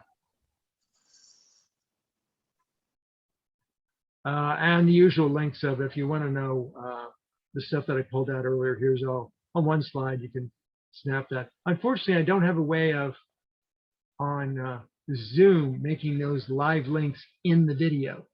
I wish there was a way I could like tell Zoom, this is a PowerPoint that I'm showing, use the links. But anyway, you know about me. So that's it for this week. Any comments or questions? Very scary. That's my intent in doing these things is if people think they've got a good beat on things and life is, swimmingly along, and like, poke your head up, look around, and it may scare you for a little while, but you'll be much better off once you realize the things you have to pay attention to. Yeah, knowledge is power. So it's good for us to know all those things. And it's like when you say, oh, it's better for the planet, and then people criticize you because you're a tree hugger. But Yes. when you put an argument like this, that is for the economical future of the whole planet, that makes even more sense for us to actually save the oil. We don't want to stop forever to use oil. We need to find alternatives, but whatever doesn't have alternatives, this is a finite resource that we need to use. So when you put an argument like this, it works for people who think that, oh, tree huggers like me are, just, floozy and, happy-go-lucky kind of people who wants to change the world. And it's not. It's actually an economical argument that it's, for the resources of the planet in the future, stuff that is very important. And the other thing I want to comment is that most of the stuff for now, the companies are putting the responsibility on us. Yes. So they put in the plastics, they have the little symbol that you have, oh, this is recyclable. So it's my responsibility to recycle. Yes. But in reality, they are producing something that I have no alternatives. You try to go to places to buy even vegetables without plastics. You bring your own bag, you do the stuff, and there is no option. You have to buy stuff that comes packaged. So it's like they're putting on me a responsibility that should be a state responsibility or regulated industry responsibility, but they are putting that responsibility in the public, so nothing's happening because you are the one who needs to stop smoking. You are the one you need to recycle, but that is no option. So it's like, this is economical importance, and also it's not the responsibility of the consumer for say. It's if you produce something, you need to pay, not just for to go package and send and forget about it. Your responsibility is also how you're gonna get rid of whatever's left over after you use the product. Same thing for what we spoke like a few weeks ago about the radioactive decay of the stuff that's being used in production with the radioactivity. So they're, oh no, it's cheaper to produce electricity using fission or fusion or decay, but the thing is that nobody's thinking how to get rid of what is left over the production. So it's like, no, what we did it, it's done. Now it's for the government. So they never put the total use of the product, whatever they are saying, electricity or plastics or medicine. You need to go and see the whole cycle of the product for you to understand the real costs. Because like we put gas here in the United States, that's the cheapest gas I have seen in my life. Because there is the government is subsidizing that. When you go to other countries, you pay $8 for a gallon. It's like, what? Yeah, you don't that's even get the you don't real even get a price. gallon. Yeah, you don't even get a gallon. You get a liter. It's a liter. Yeah. Yeah. So that's the real price of it, because everything is subsidized. You go anywhere in the world, you're gonna see how expensive is gas. Gas here in the United States is so cheap. It's unbelievable because there are subsidies of the government. So it's like, oh, let's not become socialist country. We already are, just for the industry, not for the public. Yep. But when I put a presentation like this together, if I just mentioned the big industrial companies that are doing bad things for the earth, it doesn't draw any traction with the individual. No. If I say things like, you're not going to be able to buy your WD-40 to lubricate your machine. Oh, wait a minute, that affects me directly now. Or, I'm sorry, but the mineral oil that is used in your cosmetics won't exist anymore, and what are you going to do then? Oh, that affects people directly. So if I can say, the guys that are really deep into this, they're companies like British Petroleum, they're nations like Saudi Arabia. If they're already saying, we've got a 40-year plan because this stuff's running out, and they're the ones that are relying upon billions of dollars of annual revenue, and they believe it's going to come to an end, you need to believe it's going to come to an end because they're already counting on it. Yes. Same thing for people who ask me, oh, do you believe the climate change and this and that? I'm like, that is no belief, that is data. So if you don't want to hear what I have to say, go to your land insurance and see where they are doing the actuarial calculations to see where it's more expensive for you to to own land. It's closer or farther. It's not just because the properties are more expensive. It's just because the risk to lose those properties are higher because of, in our case, hurricanes, surge, and super, how you call it when you have the full moon? Storm surge. So the surge from, it's like, if you don't want to hear me, hear for the people who are invested in it, insurance companies, owners of industries related to that. So this presentation was really good because you didn't talk about tree huggers like me. You talk about the economical consequences. Also, the political and military complications of it. There were lawsuits announced this week that I found as interesting indicators. The city of Miami Beach, and we've actually seen this, has during seasonal storms, and sometimes even when the sky is clear, had water intrusion problems from the Atlantic Ocean. And you'd have water in the streets. And like, where'd all this rain come from? No, that's just sea level. It's higher, and therefore this is a low spot on the island of Palm Beach, and therefore there's a foot of water here. And so the city of Miami Beach is raising all the main thoroughfares by at least a foot so that the roads won't be underwater when the inevitable happens and the water goes up and it doesn't go down.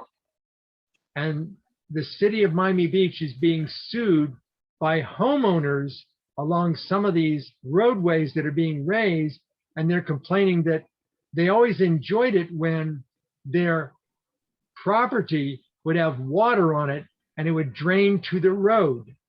And now you're going to have a road that when the rain comes, it drains onto their property.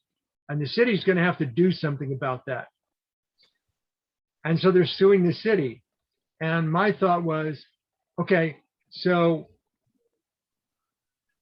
if sea level rise occurs and sea level goes up by 4 or 5 inches, nothing dramatic, but 4 or 5 inches, and now the water level surrounding Miami Beach is high enough that only the roads that have been raised are above seasonal storm levels.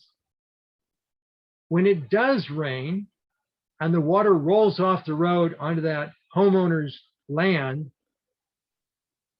where's the water going to go?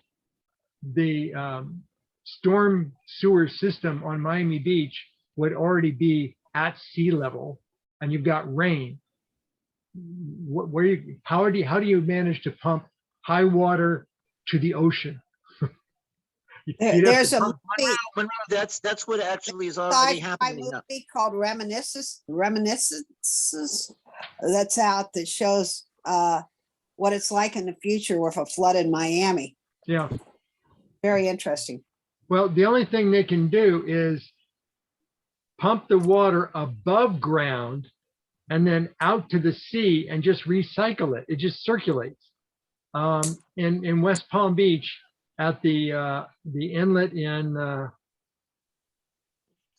which is it? One of the inlets up there. It's not Boca. It's north of Boca. They already have the problem that the Jupiter Inlet, yes, the inlet at high tide, the water force is so high that even high-powered luxury yachts at peak tide cannot get out to sea, because the Atlantic Ocean offers so much water pressure that you just can't fight it because it's coming into the intercoastal. So the suggestion is, why doesn't Palm Beach County put in locks to let the wealthy get their, mega yachts out to the Atlantic Ocean? Like locks? You're going to go from the intercoastal, which would artificially be lower than the Atlantic Ocean, into a lock that would then raise you up to the Atlantic Ocean by 4 or 5 inches, and then let you go out to sea without stressing your diesel fuel. Yeah. Well, this movie was showing, rich people lived on higher ground or built up houses on higher ground. And how people were getting around in that circumstance. Very interesting. Well, if you look back to the early days of Fort Lauderdale, along New River, homes were built with parking slots for boats. Yes. As they rebuild those homes, as they level them and build new homes, they're building them a good 24 to 36 inches above New River, but they're leaving the boat slips in place, but they're building the height up on the seawall. So they're expecting that in the future, New River will be high enough that the house will be above the New River water line, but the city of Fort Lauderdale might be underwater. So you'll need the boat slip to have your little jaunt boat to get around the city.